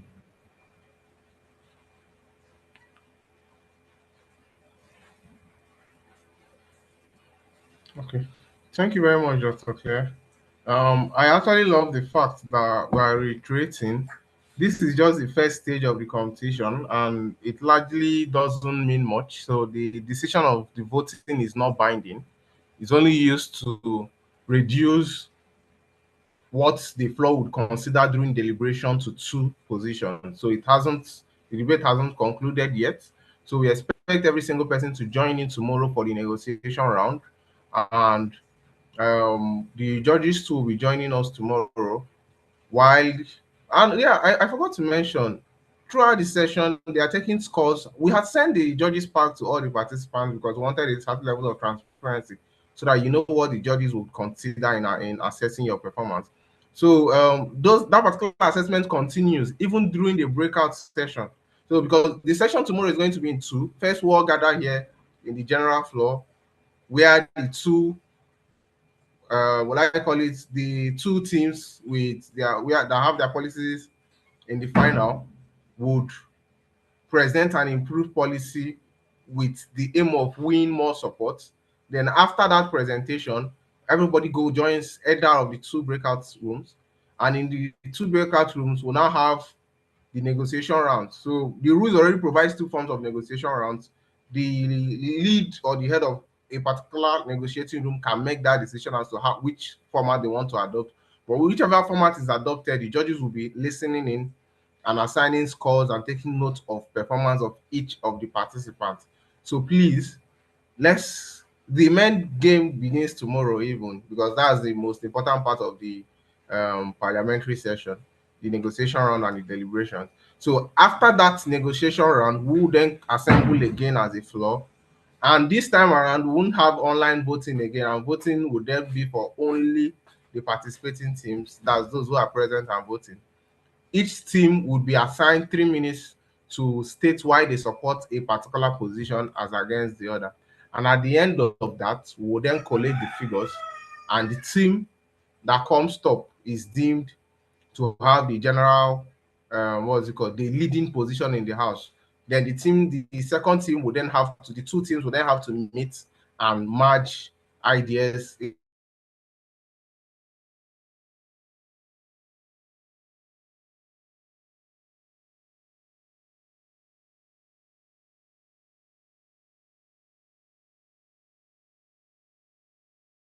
that will then be each and every single one of us for joining in today.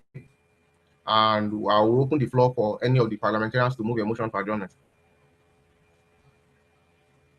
All right, I'll move the motion, but before I move the motion, did I hear you say they've sent some scores to the emails of the participants?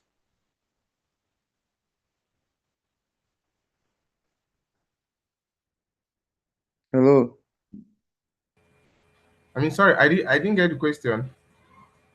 I did hear you mention that they sent some scoreboard to the emails of the participants. Am I correct?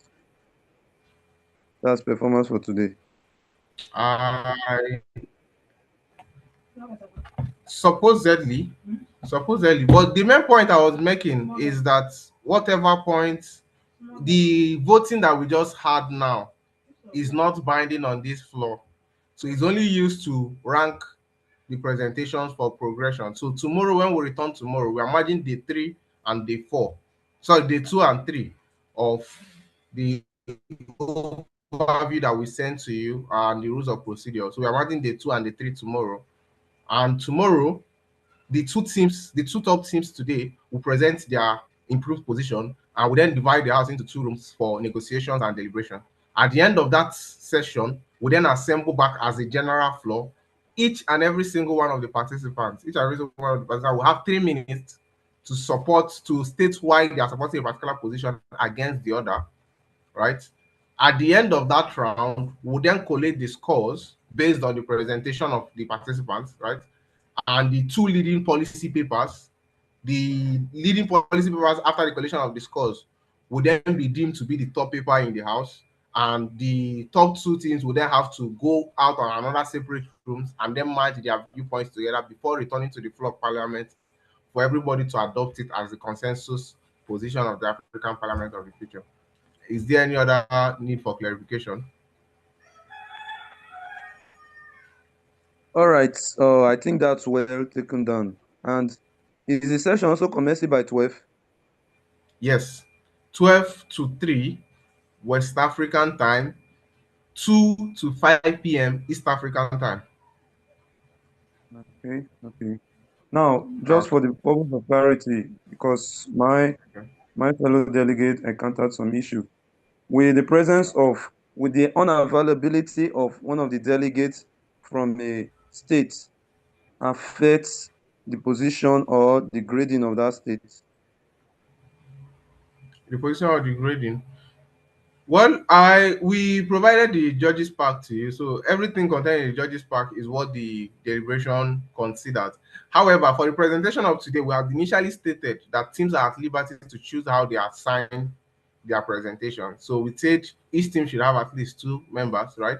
However, they have 10 minutes to speak. So they can choose to share the 10 minutes amongst two members. They can choose not to have it amongst two members. Then let me give a general tip to the general floor. We have two breakout rooms. We have two participants, right? We have two breakout rooms. That's for tomorrow's session. Make do with that information what you please. Then when we come back tomorrow, we'll then see how the presentation goes. Does that clear your confusion? Noted.